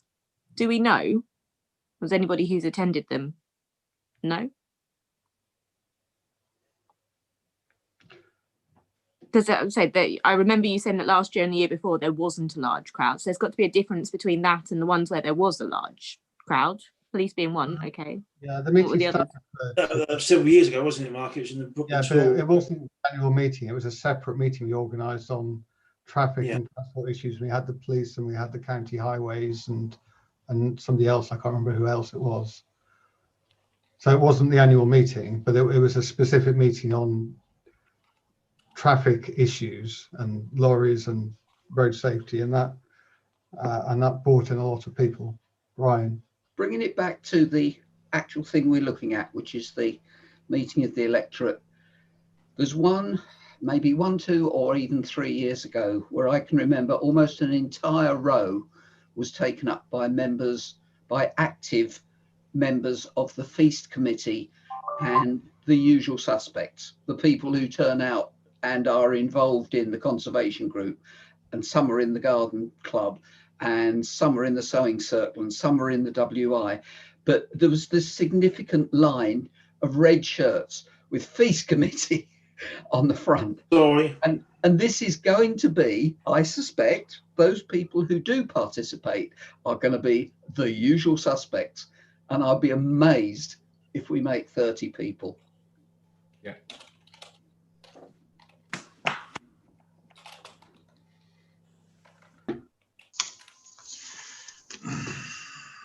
Okay, I'm not convinced we're going anywhere fast with this in terms of getting a conclusion. I've got a proposal, kind of because my question wasn't Chairman. Answered. Yeah. Can I actually make a proposal that we invite local groups to participate, since this is supposed to be what they are about? Isn't it? That's got to be our first step, hasn't it? So I don't know that we're not going anywhere. I'm proposing we do go somewhere. We go to the local groups and invite them to participate. Right. So just before you started, Brian, Jessica said you said your question hadn't been answered. What? No, not really. I asked what the common denominators were about previous meetings and what had been successful about them, and I didn't really get a response. So if we could establish what was successful and what did happen, if anybody could remember any positives, that would be a really good way forward into knowing what people want from the meeting of the electorate and what worked so well previously. Well, I did sort of answer that when I said that the usual people turned up. I don't know what usual means, Brian. Not in this context. Well, in almost any context, it tends to be the same people who are active. So if there is a meeting about the village, people who volunteer for this, that, or the other thing, it's that same core group who turn up to see what's going on. And they become the show by being there. Yeah, Bob. I can answer Jessica's question. I think the more people you involve in putting something on at a meeting, you automatically get more people attending the meeting because they get the other halves along, or they get their right-hand, left-hand person along. So the meeting I referred to, where we had the various institutions, clubs, societies from the village presenting, was probably the best in my 7, 8, 9 years, whatever it is, on the parish council. The most popular annual general meeting of the electorate that we've had involved the most people. I think the one that the police and the traffic and the crime people attended at the pavilion some time ago was an issue at the time that affected a lot of people, and whether it be crime, whether it be traffic, whether it be speeding, it did get a lot of traction and a decent amount of publicity. So I think publicity is key. I think interaction with hitting the right notes is important, and we end up trying to work out whether it's timely to invite other groups or whether it was too recent to review that option, and whether to keep it simple we should just go for a top-down approach. I can't really get excited about either option, to be honest with you. I just wonder if there'll be a big appetite, given what we've all been through in this last year, for an annual meeting of the electorate anyway, which is a bit disappointing, I know, but it's facts. In fairness, going on to what, sorry, Bob, do you want to go? No, it's fine, carry on. I'm sorry, going on from what Brian was saying, we all know there's 4,000 people here in this village. There's 150 movers and shakers. We're all part of those movers and shakers on the screen tonight. And I'm in about 3 groups, and everybody else is in 2 or 3 groups. We are the movers and shakers. So you could almost write a script and a list of guests who would turn up to these said things, and it's how we can expand that. And like you just said, Bob H., how we do that in these peculiar times, goodness knows.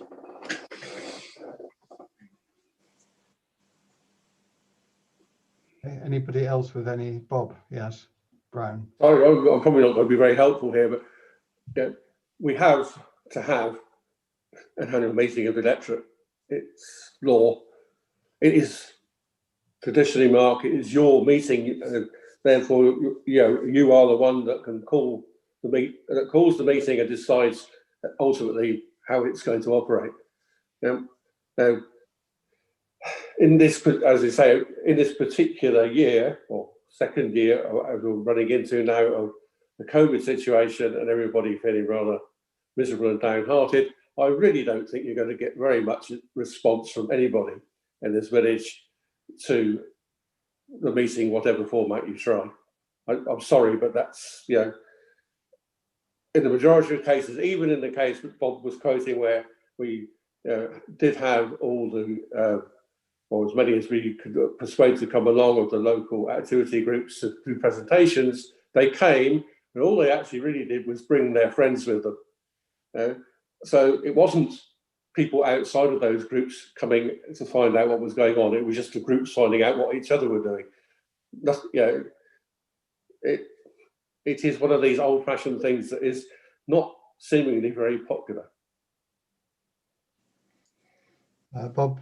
Sorry, Mr. Chairman, I just want to support what Bob is saying. I think a touch of realism is important here. The only other thought I had, given the amount of new development that there is in the village, whether we should reach out, taking Stan's point actually, and saying, well, there are new people in the village, brand new people in the village, and perhaps we should invite them specifically to an annual meeting. And what the content of that meeting is, I'm not really answering, but it would be an opportunity to engage with them and perhaps get a more interaction with the village. Yeah, Jessica? Content idea being celebrate Sutton's successes from last year. So all the things which we have done well. We've managed to get the time bank, we've got the embass, and just have it as a let's just celebrate the year and let's try and have a sort of bit of a positive party and break the misery sort of thing. So it's not necessarily an information thing, just an idea. I know it'll drive a load of people in. Say it's sponsored by Linden Homes. Could we have like a presentation on the time bank as well? Just like a bigger thing of what they've been up to in the year and what they're planning to do going forwards. If we've got 49 members of that, they can all come. Can we bring a bottle?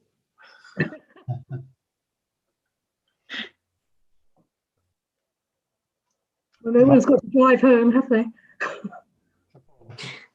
Brian. Bob, yeah. Yeah, sorry, Mr. Chairman, but I'm sitting here, it's 9:30. We've been going round and round in circles on this point. We're not getting anywhere. I don't know how you're going to get anywhere, but can I propose that we either we abandon this and move on with the rest of the meeting? I, for one, I'm going to have to give my apologies now and leave this meeting because I do have other things I need to do tonight. I agree. We're not really concluding on what we're doing, but I think there are a few ideas that are worth trying to pursue. But yeah, then I agree that we sort of move on to the remaining items and perhaps come back with a proposal for next time in terms of what we do with the meeting. I agree. Okay, so 155.21. Excuse me, Mr. Chairman. Sorry, I did say I'm going to leave the meeting. Yeah. I'm very, very sorry, but I have to go. Yeah. Okay. Chairman, I'm sorry, you were looking down at the time. Can we not vote at least on my proposal that we contact the local groups? I mean, is there a reason why we can't move to a vote on that? To try and get something out of the last 15 minutes talking round in circles? It's strictly, or is it just something you don't want to take to a vote? It's not a parish. It's not a parish council meeting. As Councillor Brown tried to explain, it's a meeting of the electorate. It's a statutory meeting. It's actually been in place for over 150 years. I understand that, but we've been talking about it for 15 minutes. If we're not going to discuss what we might, to make a decision on it, why are we not? I'm making a suggestion. Do we vote on it? How does it work from here? Or we just move on, just like that? That's peculiar. proposer, according to my notes from Brian, Chairman, but it wasn't seconded. He might want to just remind us exactly what the proposal was to see if a seconder comes forward. The proposal is to contact local representatives of local groups to see whether they would like to participate in some way in the meeting of the electorate. And I'll second. Proposal. Right. Can I see those in favour of that proposal? I'm assuming we're doing that rather than any of the other proposals that have been made. I wouldn't say it was in place of. I was just saying it stands on its own, doesn't it?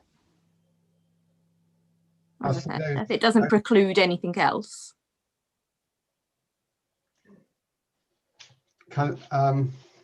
Well, there's only. Can I see those in favour of that proposal then? Any again? So 4. See those against? And any abstentions? 1, 2, 3, 4, 5, 6. So the proposal goes through. Are there any other proposals for any or any of the other suggestions? If not, I'll move on to the 15521 East Cambs Police and Crime meeting. Ryan, this is for you to report on that meeting.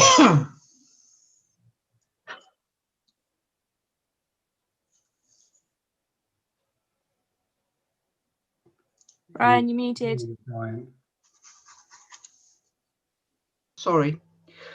Yes, I attended it. I stayed all the way through it. Got to say, I wasn't hugely impressed by the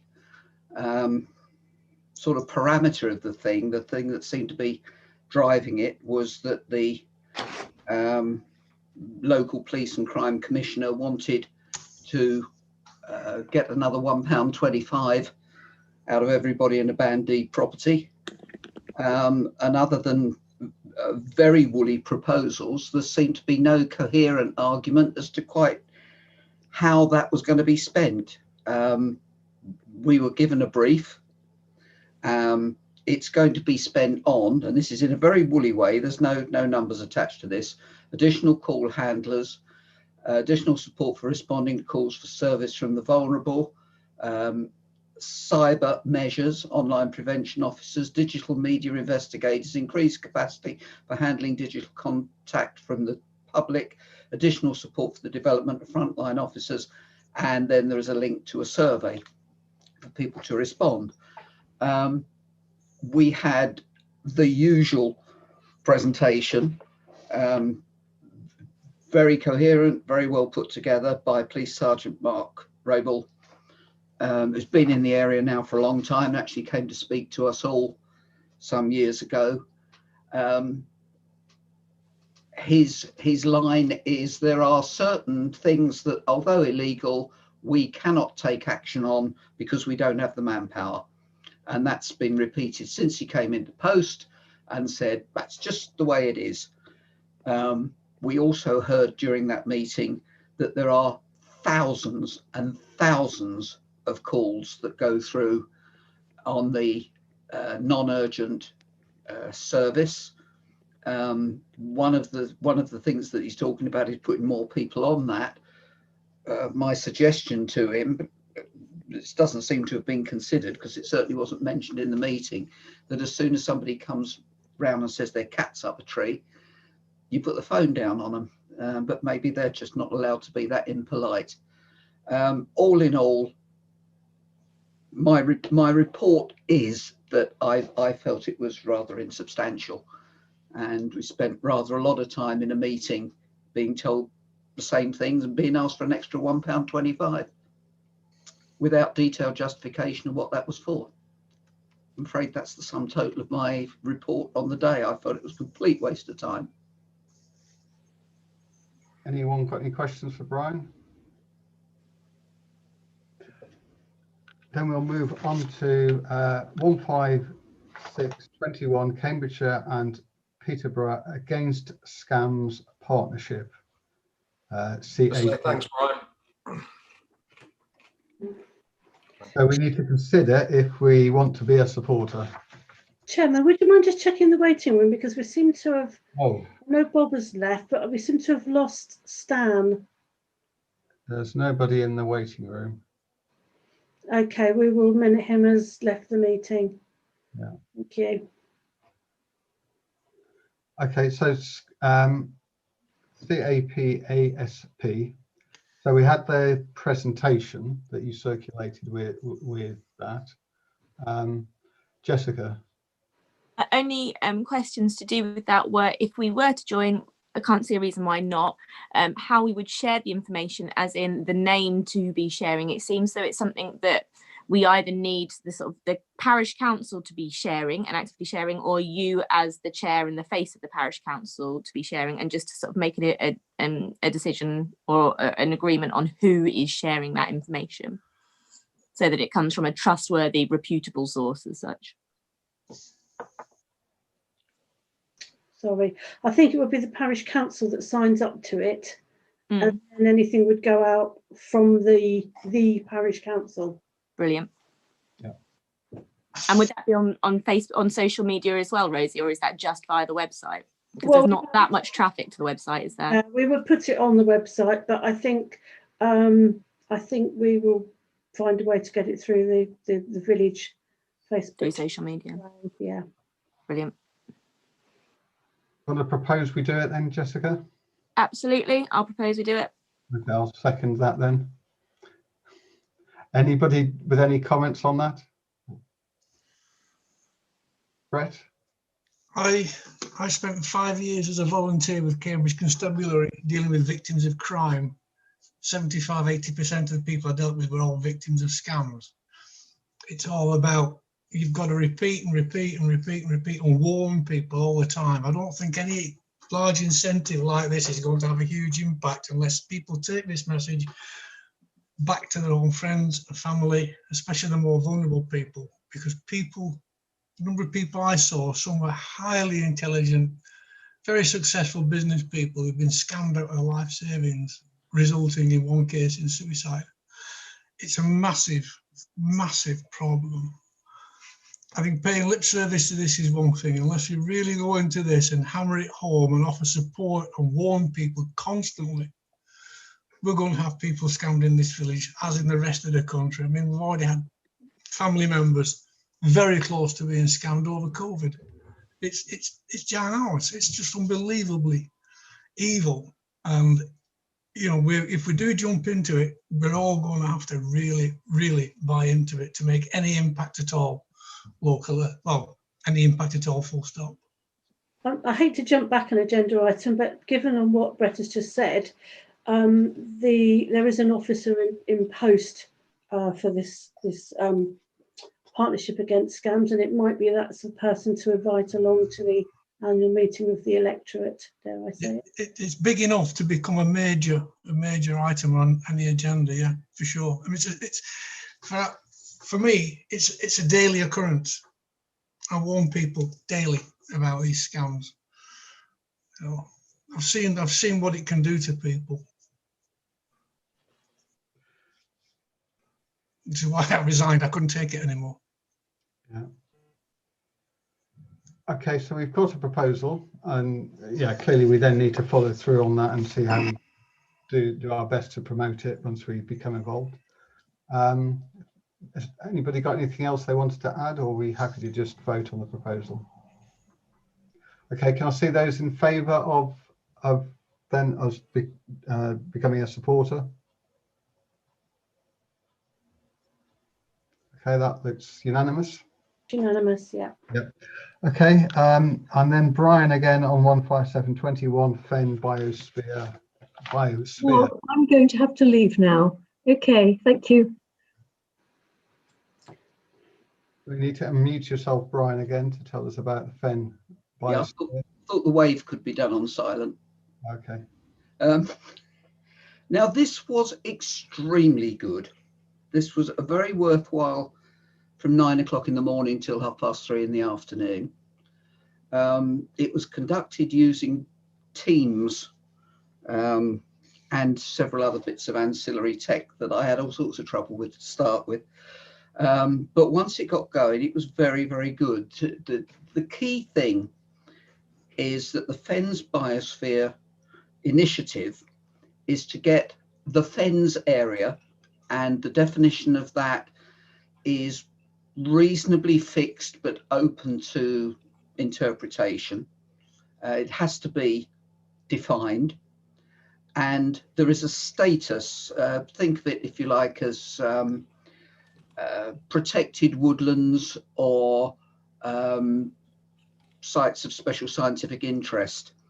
And to have the Fens Biosphere asserted as having accreditation, which is an international status, would be very good for the whole region.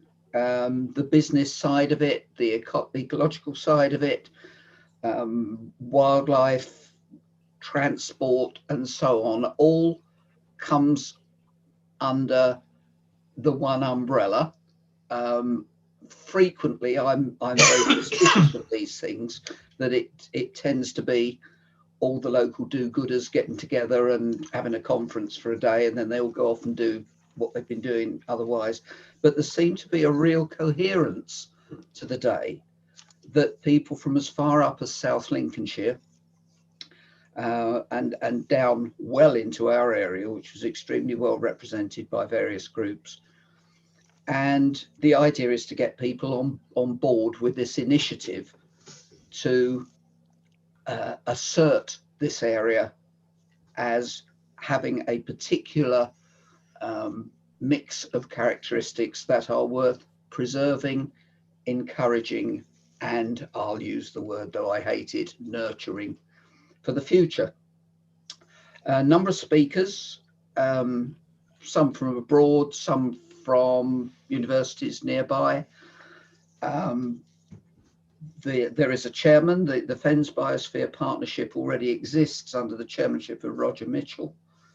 There were consultants in, representative of Cumulus Consultants spoke. Somebody, because we were doing this virtually, we were able to get a speaker from the Galloway and South Ayrshire Biosphere. And whereas I'm quite a fan of natural evolution of areas, to see it actually presented as well as it was during this day, I can't tell you everything about it in the time that we have available.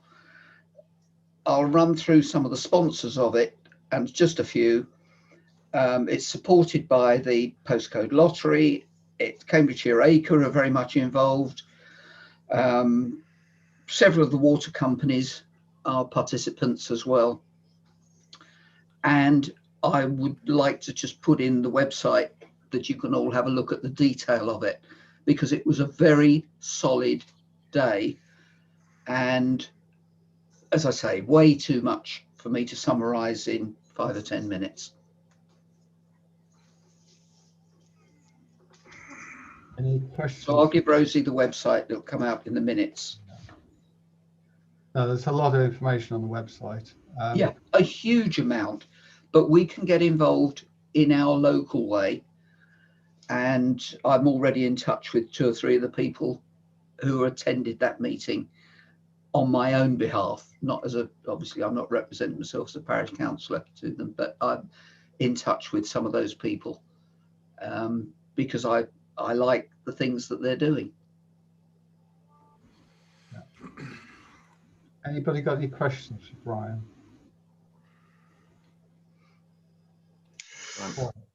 Not really a question, but I think it's quite inspired by what you're saying, Brian. Thank you for your feedback. I wasn't aware of this biosphere status over and above all the other types of scientific interest and the Wicken Fen vision for the long term that they're going through and how it might affect. This sounds to be a bigger thing. I'm just wondering if our neighbourhood plan should make reference to it, depending on what is available on the website and how our current policies might incorporate in any revision some mention of this if it's of the status you say it is. It's more of a comment, Mr. Chairman, rather than a question. Yeah. But I think it's a point worth picking up, that I think the nature of the relationship between individual bodies such as ourselves, such as Wicken Fen, such as the Fenland up around Peterborough area, for example, and the various bodies that are looking after those, as well as businesses as well. This is not, it's not just a bunch of hippies looking to preserve the ecology. It's a reasonable and logical development in our area. And I really think, please look at the website, and then maybe we can come back to it and see how we might engage further. I don't think it's a quickie for this evening. Yeah, no, and I think the neighbourhood plan is an interesting one, because if you look at the proposal, then the core area, for example, in this parish would be the Ouse Washes, which is already has various protections.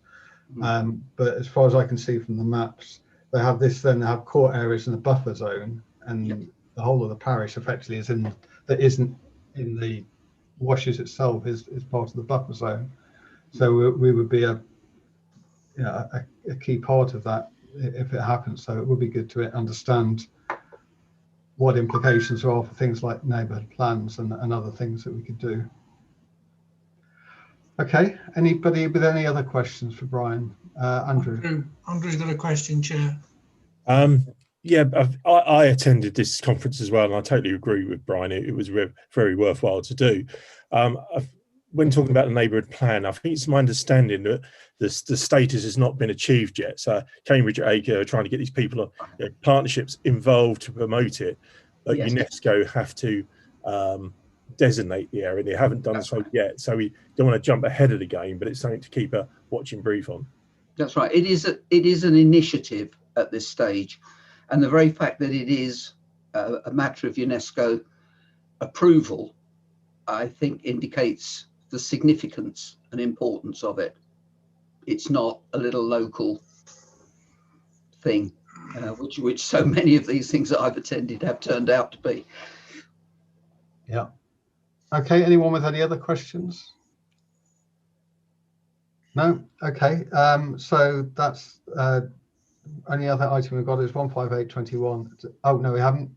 We have an item after this when we go into next session. So I'll do this item, but then we have the grass cutting item where I'll have to read out some words to put us into the confidential session. So the last public part is 15821. Date of the next meeting is the 16th of February 2021. Now we go back to item 15121, and I need to say, if I find the right words, that and this has to be a proposal in accordance with section 1(2) of the Public Bodies Admission to Meeting Act 1960, that as publicity would be prejudicial to the public interest by reason of the confidential nature of the business to be transacted at agenda item 15120, it is advisable in the public interest that the public and press be temporarily excluded from the meeting. It's therefore proposed to move the agenda item to the end of the meeting and to pass that resolution now. So I make that proposal, and we just go to the vote on whether we agree that we exclude the public for this the commercially sensitive item. So can I see those in favour of doing that? It's unanimous. So we now need to make sure we stop the stream. That should have stopped.